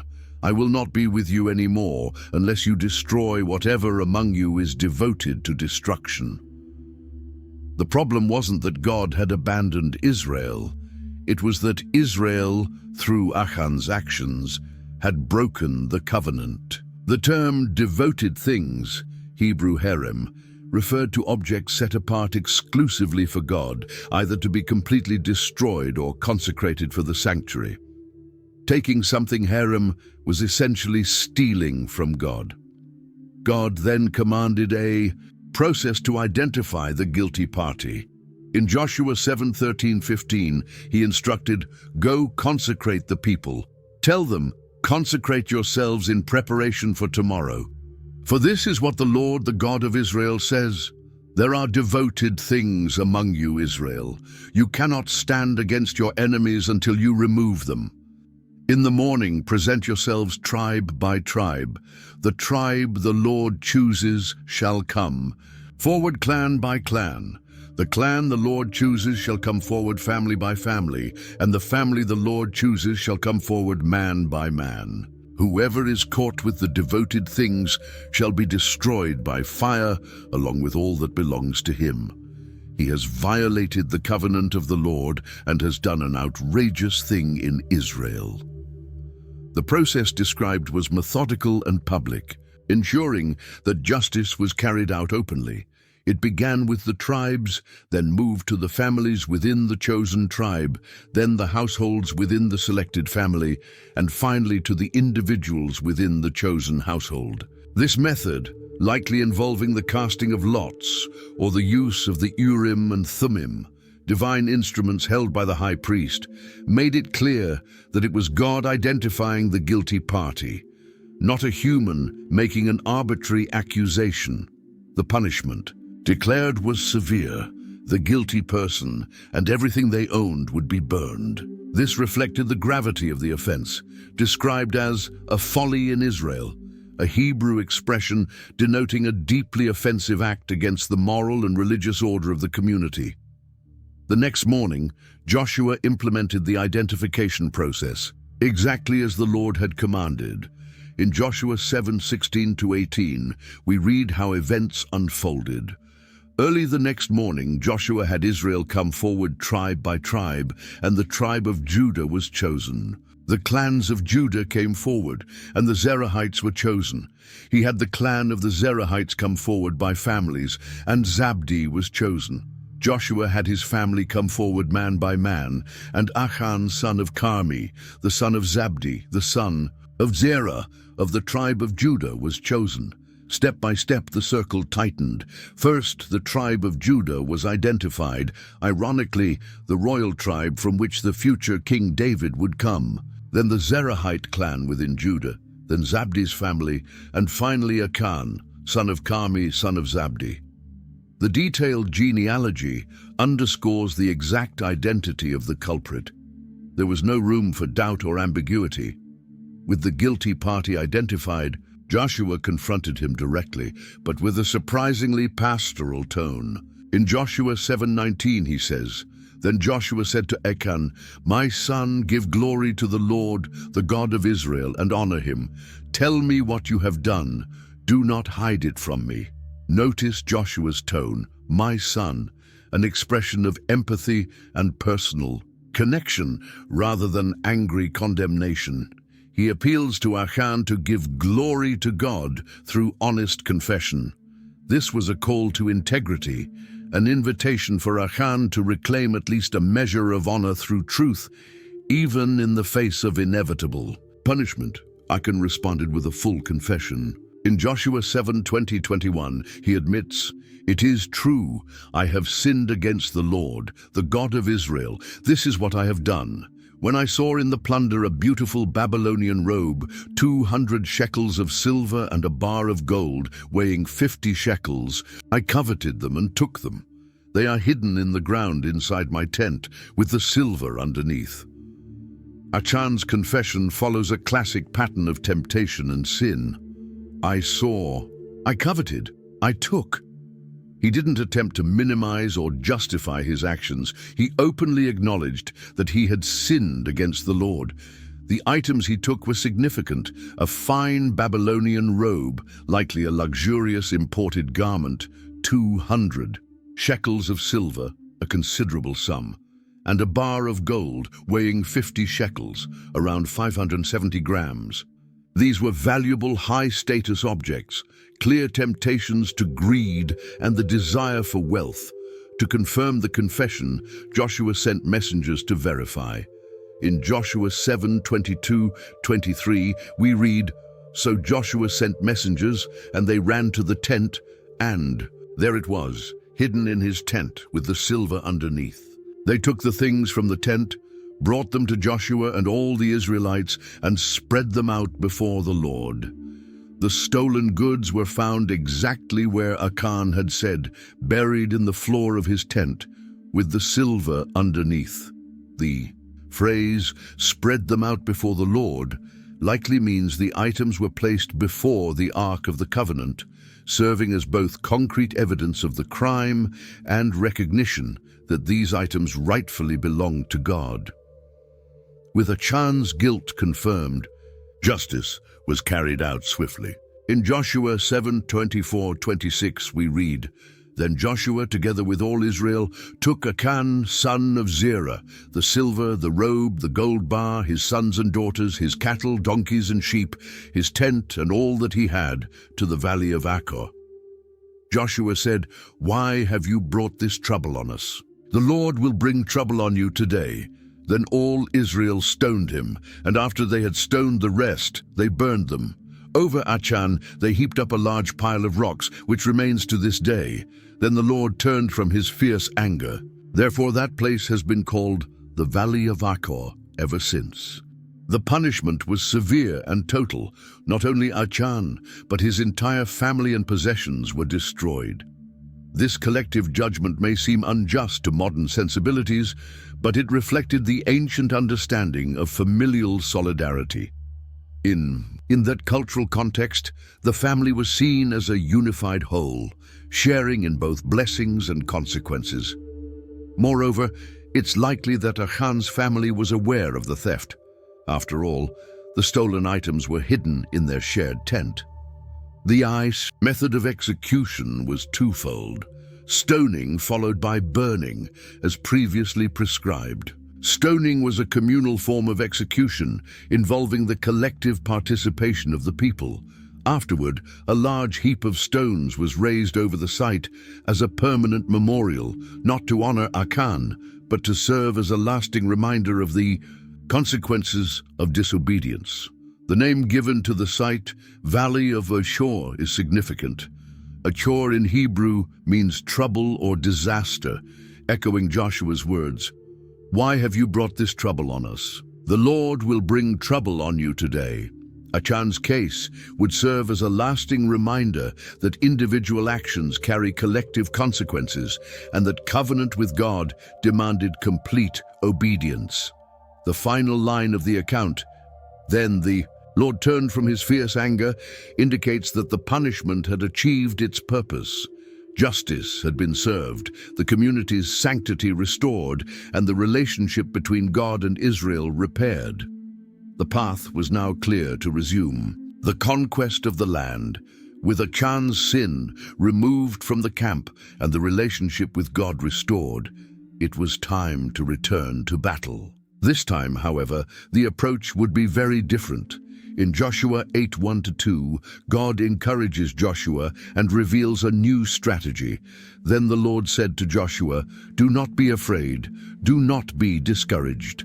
Take the whole army with you and go up and attack Ai. For I have delivered into your hands the king of Ai, his people, his city, and his land. You shall do to Ai and its king as you did to Jericho and its king, except that you may carry off their plunder and livestock for yourselves. Set an ambush behind the city." This new approach differed from the conquest of Jericho in two key ways. First, there would be no miraculous collapse of walls. Instead, they would use conventional military tactics, specifically ambush. Second, this time the Israelites were allowed to take the spoils and livestock for themselves, a sharp contrast to the previous command to destroy everything in Jericho. Joshua meticulously planned the operation. In Joshua 8:3-8, he puts God's strategy into motion. So Joshua and the whole army moved out to attack Ai. He chose 30,000 of his best fighting men and sent them out at night with these orders. Listen carefully. "You are to set an ambush behind the city. Don't go very far from it. All of you be on the alert. I and all those with me will advance on the city, and when the men come out against us as they did before, we will flee from them. They will pursue us until we have lured them away from the city, for they will say, 'They are running away from us as they did before.' So when we flee from them, you are to rise up from ambush and take the city. The Lord your God will give it into your hand. When you have taken the city, set it on fire. Do what the Lord has commanded. See to it. You have my orders." The plan was brilliant. A main group, led by Joshua, would stage a frontal assault and then pretend to retreat, exactly as they had done in their earlier failed attempt. This would draw the defenders out of the city, leaving it exposed. Meanwhile, a hidden force of 30,000 men would be waiting in ambush behind Ai, ready to strike. Once the city was left defenseless, Joshua positioned the troops carefully. In Joshua 8:9 we read, "Then Joshua sent them off, and they went to the place of ambush and lay in wait between Bethel and Ai, to the west of Ai. But Joshua spent that night with the people." The exact location of the ambush between Bethel and Ai, west of the city, is emphasized to show the precision of the planning and Joshua's attention to geographical detail. The next morning, the plan was put into action. In Joshua 8:10-13, we see the final preparations. Early the next morning, Joshua mustered his army, and he and the elders of Israel marched before them to Ai. The entire army that was with him marched up and approached the city. They camped north of Ai, with a valley between them and the city. Joshua had taken about 5,000 men and set them in ambush between Bethel and Ai, to the west of the city. So the soldiers took up their positions, with the main camp to the north of the city and the ambush to the west of it.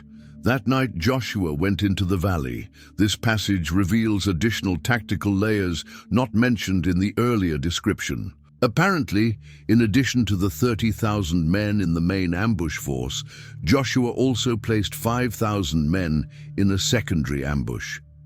This could have been a reserve unit or a security force meant to block potential reinforcements from Bethel, a nearby city, that might have allied with Ai.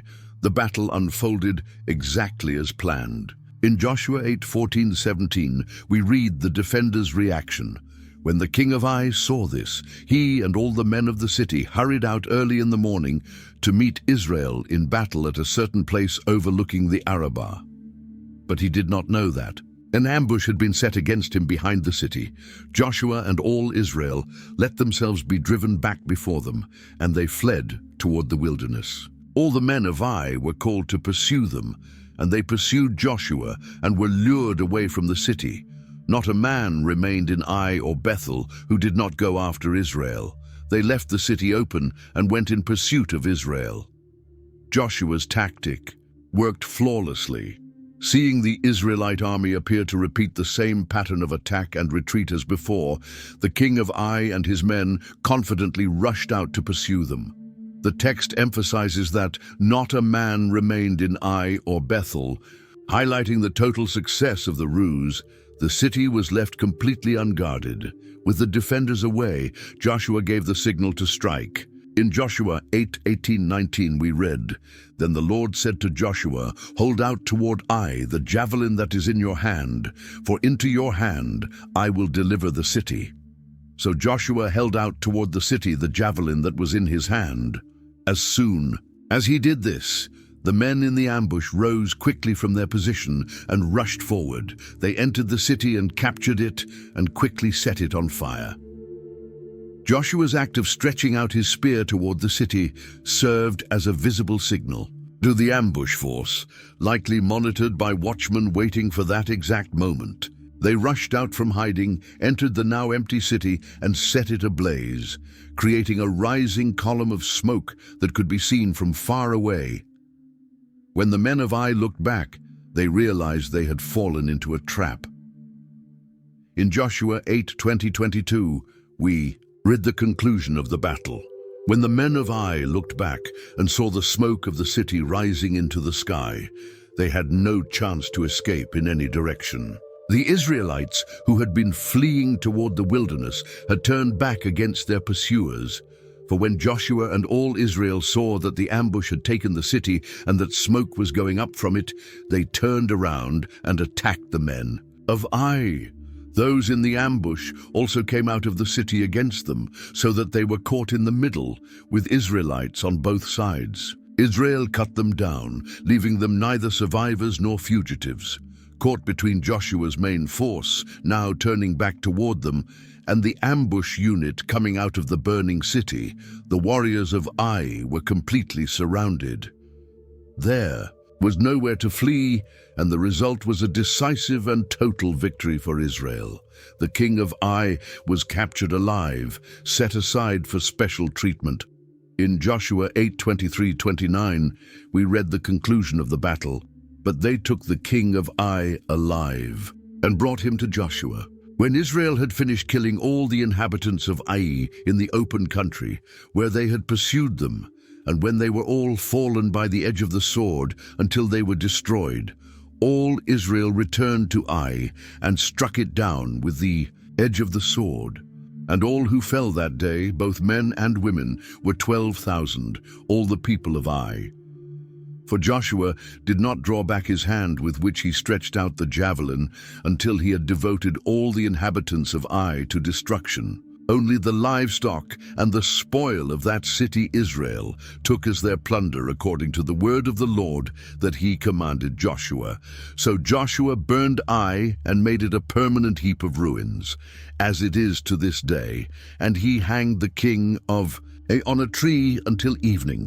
At sunset, Joshua gave the command, and they took his body down from the tree, threw it at the entrance of the city gate, and raised over it a great heap of stones, which remains to this day. The destruction of Ai was total. Every one of its 12,000 inhabitants, precisely counted in the text, was killed. The city was burned and turned into a perpetual ruin. The king received particularly humiliating treatment. He was hanged on a tree or wooden stake as a public demonstration of his defeat. At sunset, following the Mosaic law which prohibited leaving a body hanging overnight, Deuteronomy 21:22-23, his corpse was taken down and buried under a large heap of stones at the city gate.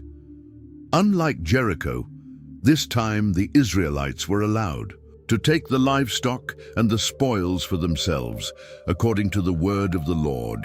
This showed that the earlier prohibition was not a universal principle for every conquest, but rather a specific command for the first fruits of the conquest, which was Jericho. The victory over Ai restored Israel's confidence and reaffirmed that God was still with them. The previous defeat had been due to disobedience, not divine abandonment. With Achan's sin removed from the camp and their relationship with God restored, Israel was now ready to continue the conquest of the Promised Land. The account of Ai's Vol illustrates an important spiritual principle. Divine forgiveness is real and complete, but it doesn't remove the need for wisdom, planning, and human effort. God didn't repeat the miracle of Jericho. Instead, he blessed Joshua's conventional military strategy. Both victories came from God, but through different means, a reminder that God works in diverse ways to fulfill his purposes. After the Ai victories at Jericho and Ai, Joshua led the people in a significant moment of spiritual renewal. In Joshua 8:30-31, he built an altar to the Lord, the God of Israel, on Mount Ebal, just as Moses, the servant of the Lord, had commanded the Israelites. An altar of uncut stones, on which no iron tool had been used. This altar, made of stones untouched by human tools, preserved the purity of worship as God had previously commanded through Moses. On this altar, Joshua offered two types of sacrifices: burnt offerings to the Lord and sacrificed peace offerings. Burnt offerings were completely consumed by fire, symbolizing total dedication, while peace offerings were partially eaten in a communal meal, representing fellowship with God and among the people. The next step in the ceremony involved the Word of God. In Joshua 8:32, there in the presence of the Israelites, Joshua wrote on the stones a copy of the law of Moses. These were not the same stones as the altar, but specially prepared stones coated with lime to provide a smooth surface for writing. This permanent inscription of the law marked the land as governed by divine principles. The ceremony continued with a powerful display involving the entire nation. Joshua 8:33 describes their arrangement. All Israel, with their elders, officials, and judges, were standing on both sides of the ark. half of them in front of Mount Gerizim, and half of them in front of Mount Ebal. The people were split between the two mountains, forming a natural amphitheater, with the Ark of the Covenant in the valley between them, just as Moses had commanded. The climax of the ceremony came when Joshua read the law aloud to all the people. In Joshua 8:34-35, he read all the words of the law, the blessings and the curses, just as it is written in the book of the law.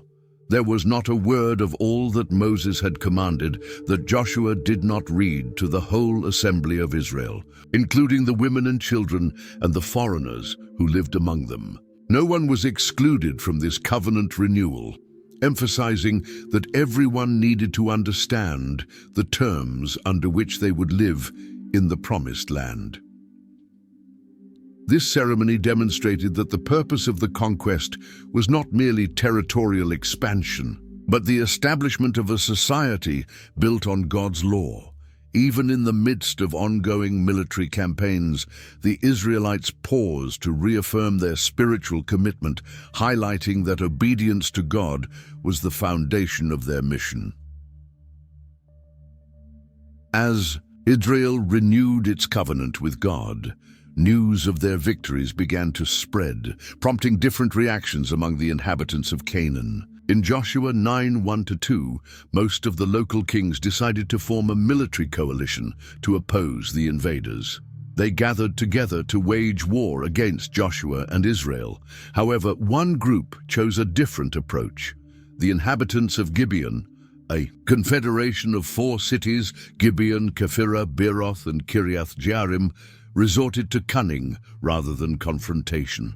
In Joshua 9:3-6, they resorted to a ruse and came as ambassadors from a distant land, bringing worn-out sacks, old wineskins, cracked and mended. They wore old patched sandals, and all the bread they took for the journey was dry and moldy. This elaborate disguise had a clear goal: to trick the Israelites into making a peace treaty, something forbidden with the peoples of Canaan, but permitted with distant nations. The Israelites were initially skeptical. In Joshua 9:7, they asked, "But perhaps you live near us, so how can we make a treaty with you?" But the Gibeonites persisted with a convincing story, referencing historical events in Joshua 9:9-13 that suggested a limited knowledge of Israel's activities. They spoke of the Exodus and the victories over Sihon and Og, but notably made no mention of the recent conquests of Jericho and Joshua, and the leaders made a crucial mistake, as identified in Joshua 9:14. They sampled their provisions, but did not inquire of the Lord. Relying solely on physical evidence and human judgment, they made a peace treaty sealed with a solemn oath. Joshua made a treaty of peace with them to let them live, and the leaders of the assembly ratified it by oath. 3 days later, the truth came to light. In Joshua 9:16-17, they heard that they were neighbors living near them and discovered that Gibeon was only a few miles away. The people reacted with outrage. The whole assembly grumbled against the leaders, but the oath had to be honored. The leaders explained their reasoning in Joshua 9:19. "We have given them our oath by the Lord, the God of Israel, and we cannot touch them now." As a compromise, the Gibeonites were sentenced to perpetual servitude. In Joshua 9:21-23, they became woodcutters and water carriers for the whole assembly, specifically for the house of my God. Though arduous, this labor kept them close to the center of Israelite worship. The Gibeonites accepted their fate, openly revealing their motivation in Joshua 9:24. "We feared for our lives because of you, and that is why we did this." This episode illustrates the consequences of making decisions without seeking divine guidance, even when the evidence seems clear, as well as how God can incorporate human error into His greater plan. The alliance between Israel and Gibeon sparked an immediate and hostile response from neighboring kings. In Joshua 10:1-5, Adoni-Zedek, king of Jerusalem, led a coalition with 4 other kings from Hebron, Jarmuth, Lachish, and Eglon to attack Gibeon. Their motivation was clear: fear that other cities might follow Gibeon's example, since it was described as an important city, like one of the royal cities.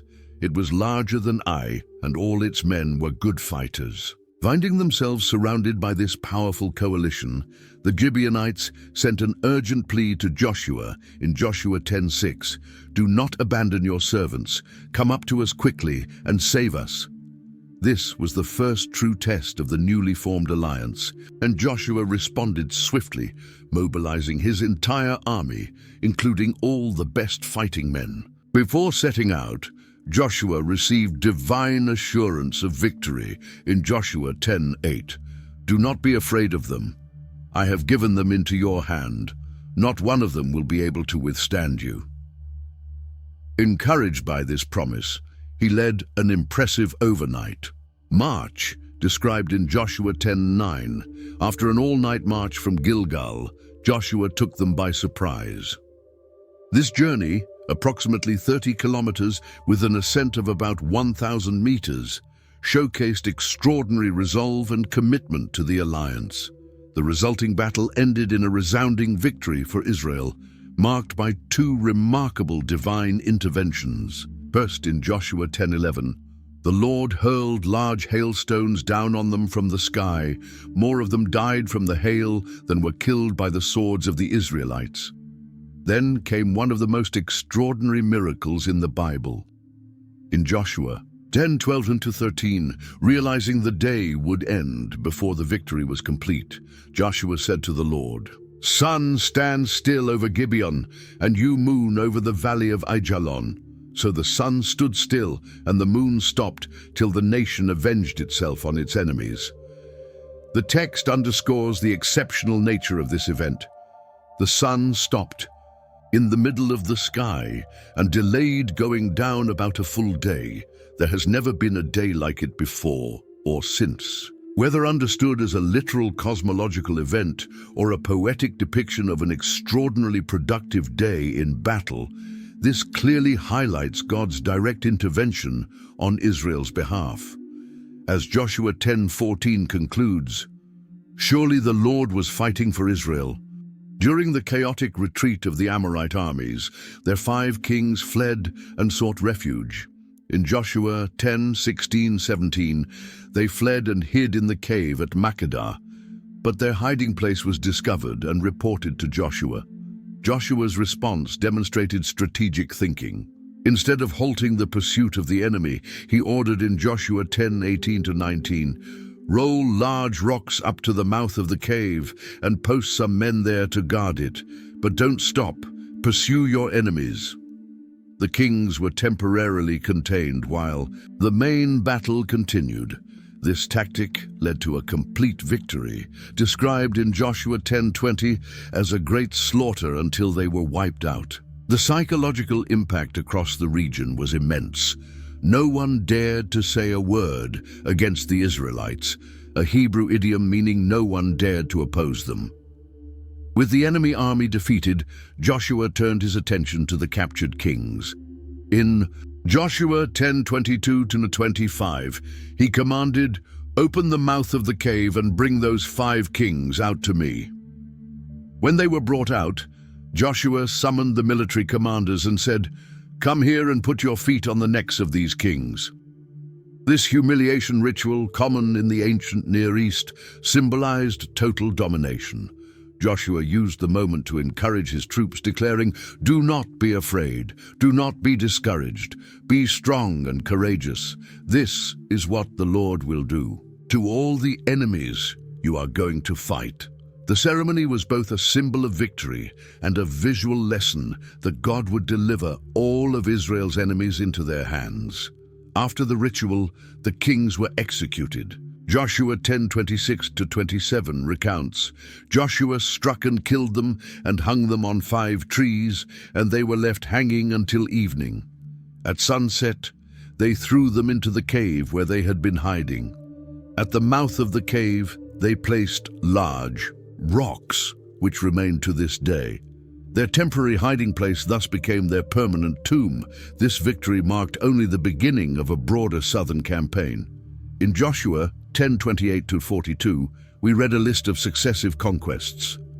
That same day, Joshua took Makkedah, Libnah, Lachish, Eglon, Hebron, Debir. These conquests spanned the entire region, from the coastal plain to the hill country of Judah, and from north of Jerusalem to the southern area of Kadesh Barnea. Joshua 10:40-42 summarizes the campaign. So Joshua subdued the whole region, the hill country, the Negev, the western foothills and the mountain slopes, together with all their kings.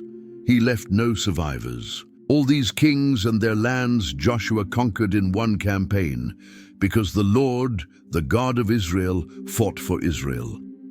The southern campaign was a complete success, establishing Israelite control over a significant portion of Canaan. As southern Canaan fell under Israelite control, the kings of the north formed an even more powerful coalition. In Joshua 11:1-5, Jabin, king of Hazor, took the lead, sending messengers to various other northern kings. The result was a massive military alliance. They came out with all their armies, a multitude as numerous as the sand on the seashore, and with very many horses and chariots. All these kings joined forces and encamped together at the waters of Merom to fight against Israel. This coalition represented a formidable military challenge, far greater than anything Israel had faced before. The text strongly emphasizes their numbers, as numerous as the sand, and their advanced military technology, very many horses and chariots, which Israel did not possess. In the face of this intimidating army, God once again encouraged Joshua. In Joshua 11:6, the Lord said to Joshua, "Do not be afraid of them, for by this time tomorrow I will hand all of them over to Israel slain. You are to hamstring their horses and burn their chariots." The promise came with specific instructions for dealing with the enemy's technological advantage. Render the horses useless and destroy the war chariots by fire. Joshua responded with a bold military tactic. In Joshua 11:7, Joshua and his whole army came upon them suddenly at the waters of Merom and attacked them. Rather than waiting passively for an assault from the superior force, Joshua launched a surprise attack, demonstrating both initiative and courage. The strategy worked. Joshua 11:8-9 recounts, "And the Lord gave them into the hand of Israel. They defeated them and pursued them until no survivors were left.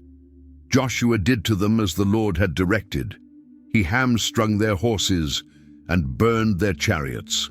After defeating the coalition, Joshua turned his attention to Hazor, the city of the king who had organized the alliance. In Joshua 11:10-11, Joshua took Hazor and struck down its king with the sword, for Hazor had formerly been the head of all those kingdoms. They put to the sword all who were in it, destroying them completely. There was not a single soul left alive, and he burned Hazor with fire. The total destruction of Hazor, one of the largest and most influential cities in Canaan, delivered a decisive blow to Canaanite power in the north. The other cities of the coalition received different treatment. In Joshua 11:12-15, we read that Joshua captured all the cities of these kings and struck them down with the sword, destroying them completely. But Israel did not burn any of the cities built on their mounds, except Hazor alone. This distinction, burning only Hazor while preserving the structures of the other cities, was a practical one, allowing the Israelites to occupy and use the conquered cities. The text repeatedly emphasizes that Joshua meticulously followed the divine instructions passed down through Moses. As the Lord commanded his servant Moses, so Moses commanded Joshua, and Joshua did it. He left nothing undone of all that the Lord commanded Moses. The final verses of Joshua 11 provide a broad summary of the entire conquest campaign under Joshua's leadership. In Joshua 11:16-17, we see the geographical extent of the conquests. So Joshua took all that land, the hill country, all, the Negev, all the land of Goshen, the western foothills, the Arabah, the hill country of Israel and its foothills, from Mount Halak that rises toward Seir to Baal Gad in the valley of Lebanon below Mount Hermon. This description covers nearly all of Canaan, from south to north, from the coastal plains to the highlands. The text also notes the prolonged nature of the campaign in Joshua 11:18. Joshua waged war against all these kings for a long time. The conquest was not quick or easy, but required sustained military efforts over an extended period, likely several years. A significant theological observation appears in Joshua 11:19-20. Not a single city made peace with the Israelites. Except the Hivites living in Gibeon, all others were taken in battle.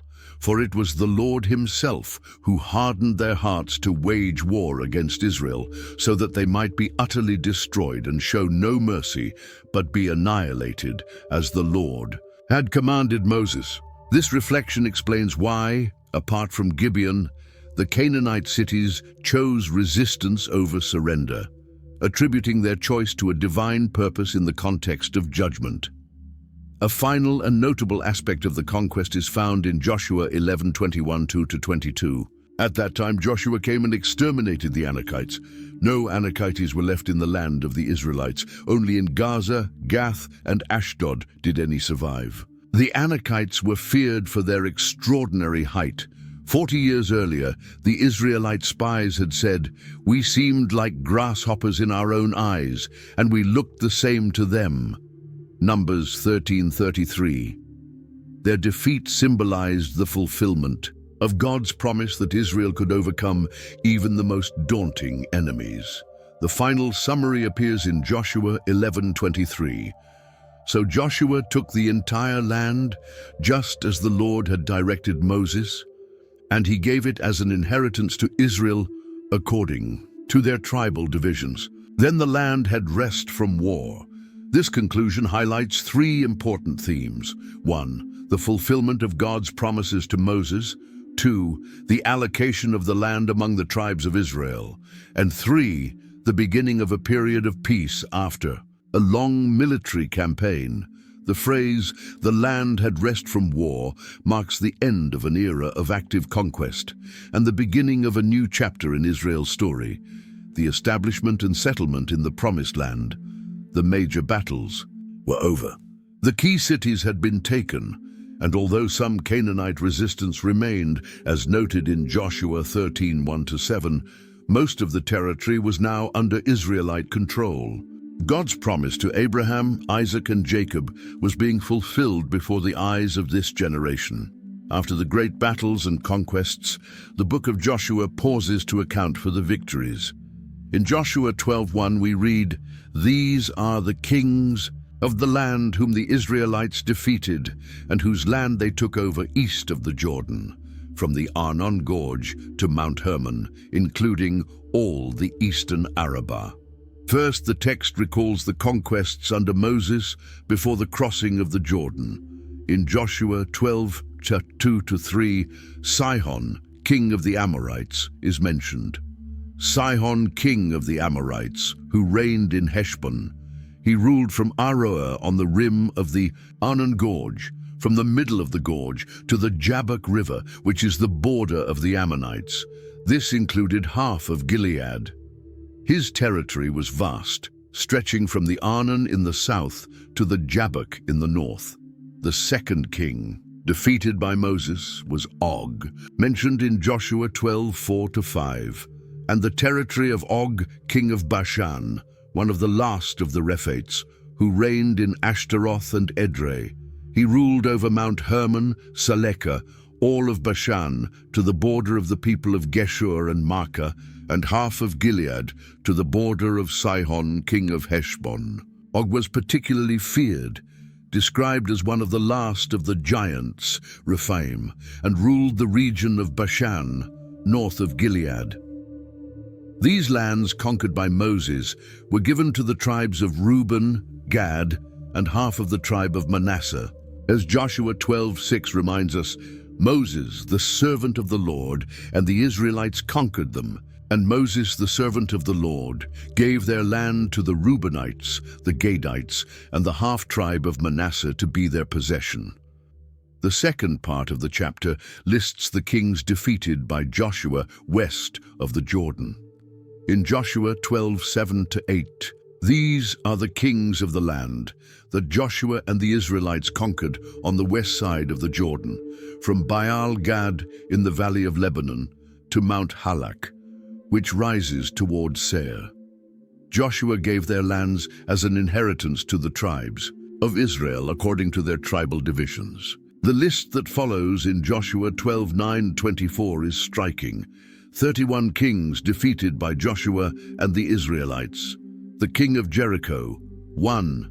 The king of Ai, the king of Jerusalem, the king of Hebron, and so on, concluding with the king of Tirzah, in all 31 kings. The list follows a roughly geographical order, starting with Jericho and Ai, the first cities conquered, then moving through the south, center, and finally the north of Canaan. This detailed record documented the scope of the conquests and would serve as a reference for the future division of the land. The total of 31 kings in a relatively small territory reflects the fragmented political structure of the region at the time, many small kingdoms or city-states rather than large, unified empires. Each name in this list represents a battle won, each city a conquest achieved, and together they stand as a testament to God's faithfulness in fulfilling his promises to Israel. The land promised to Abraham was finally being given to his descendants, exactly as God had said centuries earlier. Chapter 13 begins by acknowledging that, despite the great conquests, much land still remained to be taken. In Joshua 13:1, when Joshua had grown old, the Lord said to him, "You are now very old, and there are still very large areas of land to be taken over." This statement marks an important transition. Joshua, the great warrior who had led so many victories, was now aging and would not complete the entire conquest in his lifetime. However, this did not imply failure, for in Joshua 13:6, God assures, "I myself will drive them out before the Israelites. Be sure to allocate this land to Israel for an inheritance, as I have instructed you." Before beginning the description of the territorial division west of the Jordan, the text recaps the lands that Moses had already distributed east of the Jordan.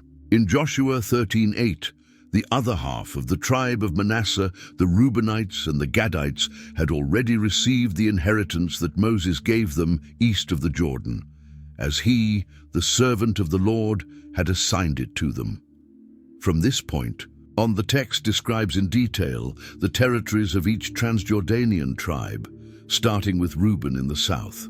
In Joshua 13:15-16, Moses had given to the tribe of Reuben according to its clans. Their territory extended from Aroer on the rim of the Arnon Gorge, and from the town in the middle of the gorge to the plain by Medeba. Reuben's territory lay in the southernmost part of the Transjordan, in what is today the plateau of Moab, east of the Dead Sea. It was a land rich in pasture, ideal for the tribe's herds. The text lists several key cities, including Heshbon, the former capital of King Sihon. Next, the inheritance of the tribe of Gad is described, north of Reuben. In Joshua 13:24-25, Moses had given to the tribe of Gad according to its clans. Their territory included Jazer, all the towns of Gilead, and half the land of the Ammonites, as far as Aroer, near Rabbah. Gad received the central region of the Transjordan, primarily the area of Gilead, known for its forests and rugged terrain. This territory stretched from the Jabbok in the south to near the Yarmuk in the north, including important cities like Gaza and Ramoth Gilead. Finally, the text describes the inheritance of the eastern half-tribe of Manasseh. In Joshua 13:29-30, Moses had given to the half-tribe of Manasseh. It was for the half-tribe of the descendants of Manasseh, according to its clans.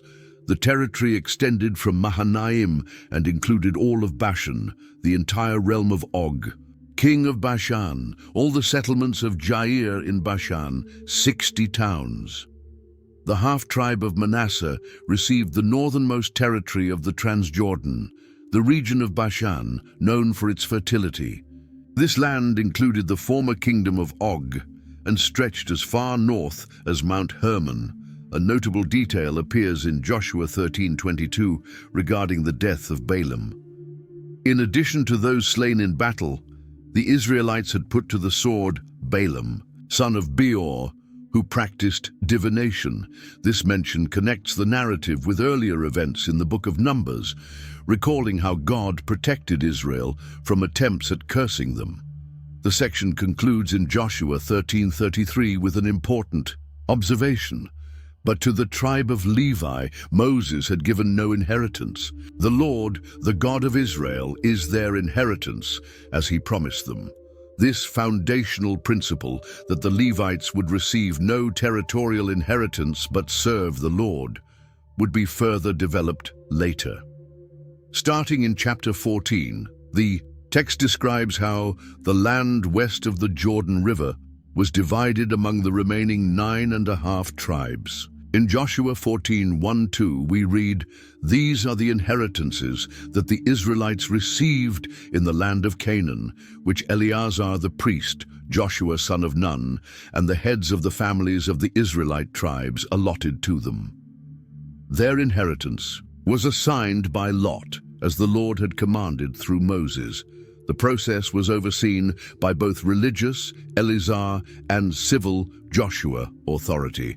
The specific territory each tribe received was determined by lot, likely through the Urim and Thummim, sacred objects used to discern God's will, eliminating suspicion of human favoritism.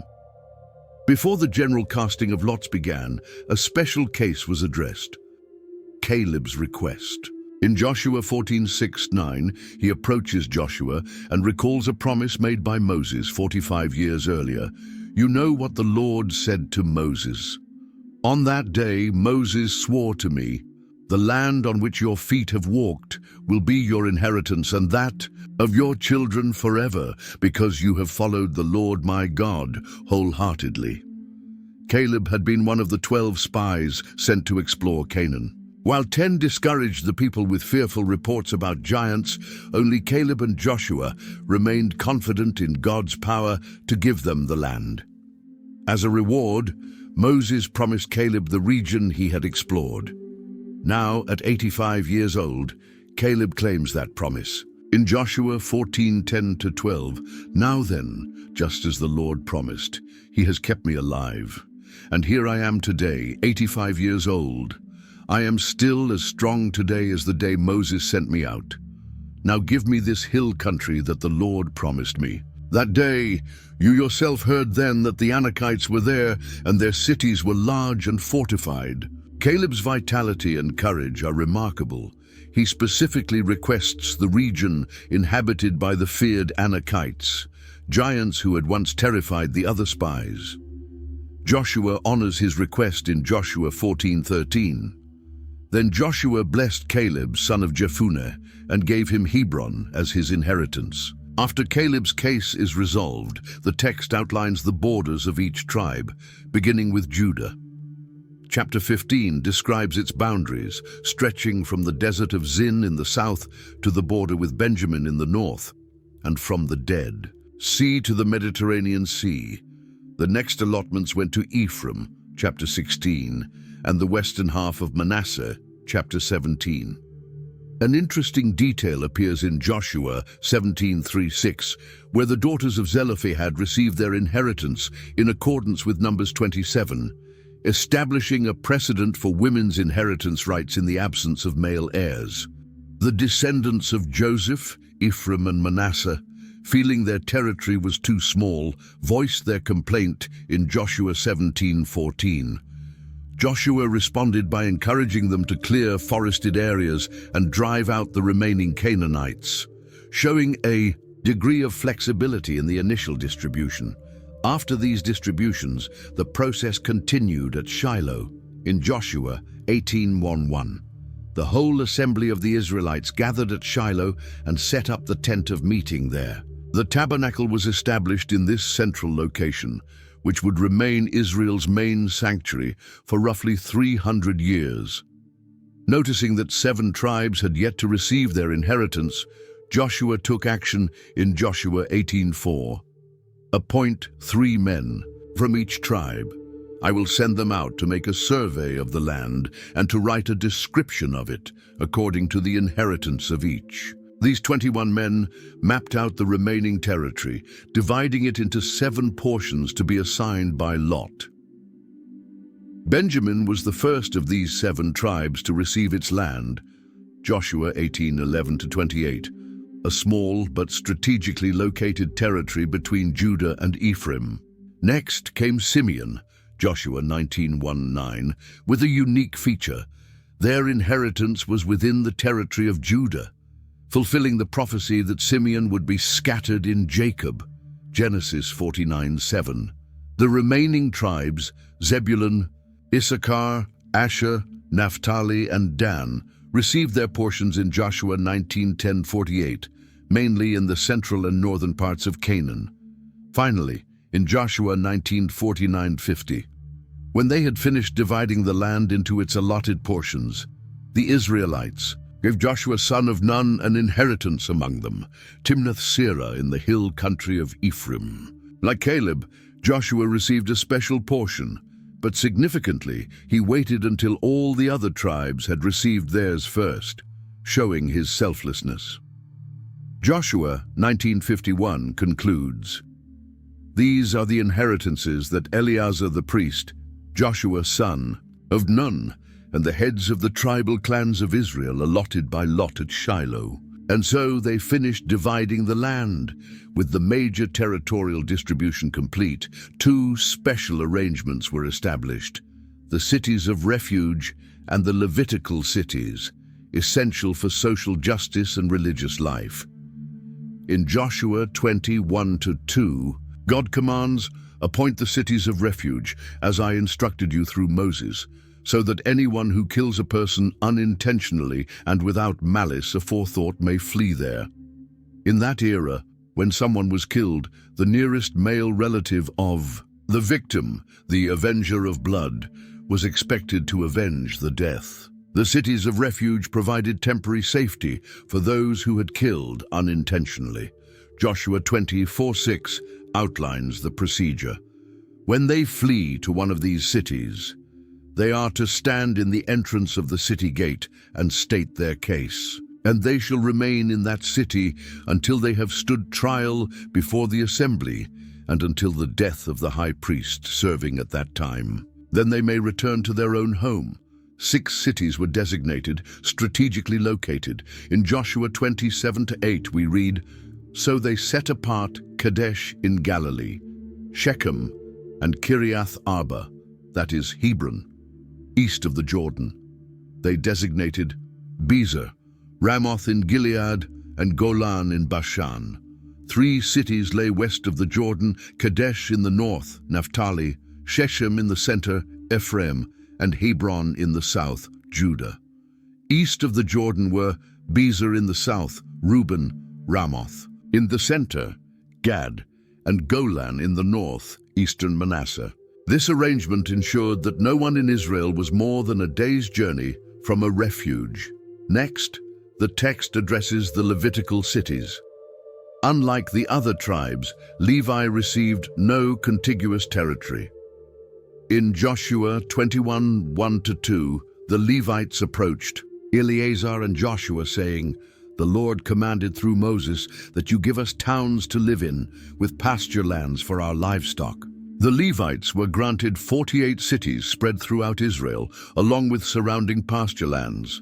This dispersion ensured that the teaching of the law and the performance of religious duties were accessible across all regions. These cities were distributed among the 3 main clans of Levi, as explained in Joshua 21:4-7. The lot came out for the families of the Kohathites, to the rest of the descendants of Kohath, to the sons of Gershon, to the sons of Merari. The priestly Kohathites, descendants of Aaron, received 13 cities within the southern tribes, Judah, Simeon, and Benjamin. The other Kohathites were allotted 10 cities in Ephraim, Dan, and western Manasseh. The Gershonites received 13 cities, primarily in the north, while the Merarites were given 12 cities in Reuben, Gad, and Zebulun. An interesting detail is that the 6 cities of refuge were also Levitical cities, a logical combination, since the Levites, being well versed in the law, could ensure fair trials for those seeking asylum. This section concludes with a powerful statement about divine faithfulness in Joshua 21:43-45. So the Lord gave Israel all the land he had, sworn to give their ancestors, and they took possession of it and settled there. Not one of all the Lord's good promises to Israel failed. Every one was fulfilled. This declaration marks the climax of the conquest and land distribution narrative. After centuries of waiting since the first promise to Abraham, the people of Israel were finally established in the Promised Land. The battles had been won, the territory divided, and social and religious institutions put in place. God's faithfulness was evident in every part of Israel's experience. With the land distribution completed, the tribes that had received territory east of the Jordan, Reuben, Gad, and the half-tribe of Manasseh, were ready to return to their families. In Joshua 22:1-4, Joshua summons them and acknowledges their faithful commitment to helping their fellow Israelites. "You have kept all that Moses, the servant of the Lord, commanded you, and have obeyed me in everything I commanded you. Now return to your homes, to the land of your possession." Joshua sends them off with a final exhortation in Joshua 22:5. "But be very careful to keep the commandment and the law that Moses, the servant of the Lord, gave you, to love the Lord your God, to walk in all his ways, to keep his commandments, to hold fast to him, and to serve him with all your heart and with all your soul. The tribes depart, but when they reach the Jordan region, they take an action that nearly triggers a civil war." Joshua 22:10 says, "When they came to the region of the Jordan, they built an imposing altar there by the Jordan. When the western tribes heard about this, they interpreted it as an act of apostasy, building an alternative altar to the one at the tabernacle in Shiloh. Their response in Joshua 22:12 was intense. When the Israelites heard of this, the whole assembly gathered at Shiloh to go to war against them. However, before taking any action, they sent a delegation led by Phinehas, the son of the high priest, along with 10 tribal leaders. In Joshua 22:16, the delegation confronts them. "How could you break faith with the God of Israel like this? How could you turn away from the Lord and build yourselves an altar in rebellion against him?" Now, they reminded them of past acts of unfaithfulness, such as the sin of Peor and the sin of Achan, which had brought divine punishment on the entire nation. In Joshua 22:18, they warned, "And are you now turning away from the Lord? If you rebel against the Lord today, tomorrow he will be angry with the whole community of Israel." They even offered a generous alternative in Joshua 22:19. "If the land you possess is defiled, come over to the Lord's land, where the Lord's tabernacle stands, and share the land with us. But do not rebel against the Lord or against us by building an altar other than the altar of the Lord our God." The eastern tribe's response in Joshua 22:21-29 revealed a major misunderstanding. They explained the altar wasn't built for sacrifices, but as a memorial. "We did not build it for burnt offerings or sacrifices, but as a witness between us and you and the generations after us, so that your descendants might not say to us, 'What do you have to do with the Lord, the God of Israel?' That is why we said, Let us build an altar, not for burnt offerings or sacrifices, but as a witness between us and you and the generations that follow." Their concern was valid. Separated by the Jordan River, the eastern tribes feared that future generations might view them as outsiders to the community of Israel. The altar would serve as a visible testimony of their belonging to God's people, regardless of geography. Phinehas and the delegation were satisfied with this explanation.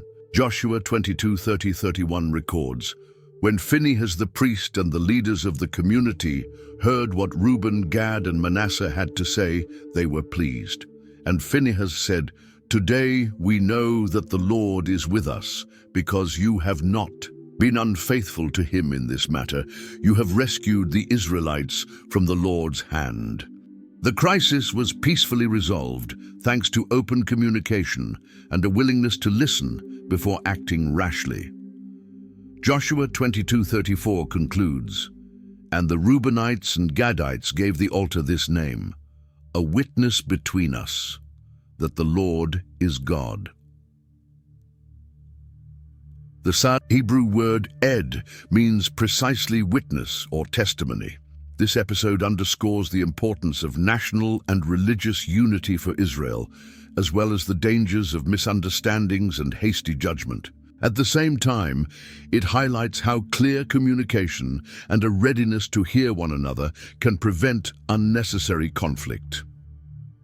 The final chapters of the book contain Joshua's farewell speeches and the account of his death. Joshua 23:1-2 sets the scene.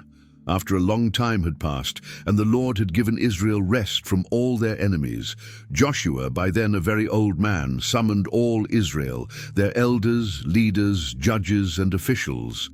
In his first address, chapter 23, Joshua reminds the people of what God had done and warns against the dangers of unfaithfulness. In Joshua 23:3-5, he recalls the divine victories. "You yourselves have seen everything the Lord your God has done to all these nations for your sake. It was the Lord your God who fought for you. The Lord your God himself will drive them out of your way. He will push them out before you, and you will take possession of their land, as the Lord your God promised you." Joshua then exhorts the people to remain faithful in Joshua 23:6-8. "Be very strong to keep and to do all that is written in the book of the law of Moses, so that you do not turn aside from it to the right or to the left. But you shall hold fast to the Lord your God, as you have done to this day." He also warns them of the consequences of disobedience in Joshua 23:12-13. "If you turn away and ally yourselves with the survivors of these nations, know for certain that the Lord your God will no longer drive out these nations before you. Instead, they will become snares and traps for you, scourges on your backs and thorns in your eyes, until you perish from this good land that the Lord your God has given you." The speech concludes with a solemn reminder of God's faithfulness and the seriousness of his warnings in Joshua 23:14-16.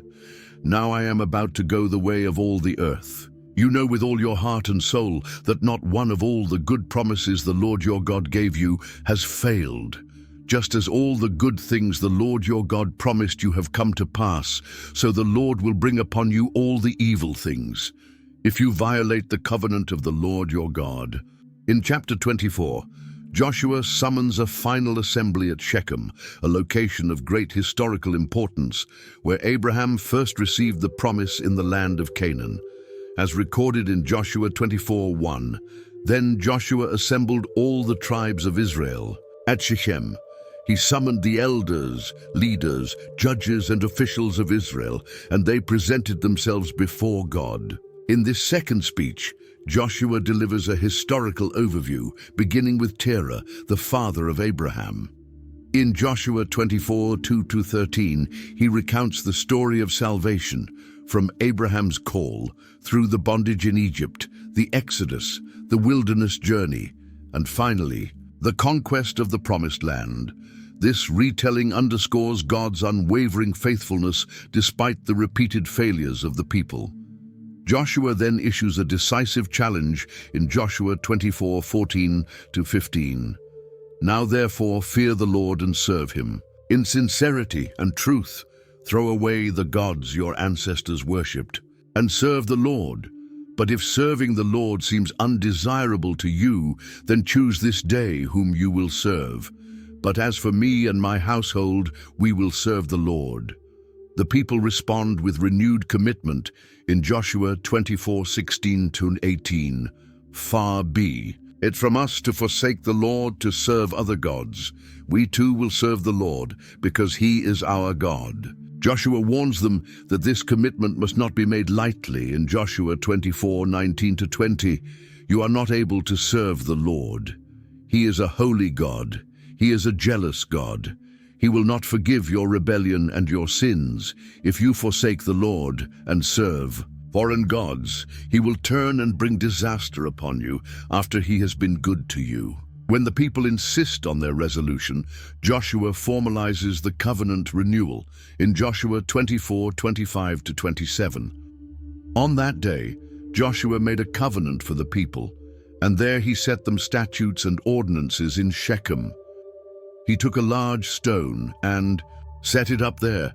See, he said to all the people, this stone will be a witness against us. It has heard all the words the Lord said to us. It will be a witness against you if you are untrue to your God. After this final great act of leadership, Joshua died. Joshua 24:29-30 records, after these things, Joshua, son of Nun, the servant of the Lord, died at the age of 110. And they buried him in the land of his inheritance at Timnath-Serah, in the hill country of Ephraim, north of Mount Gaash. The book ends with two more significant events.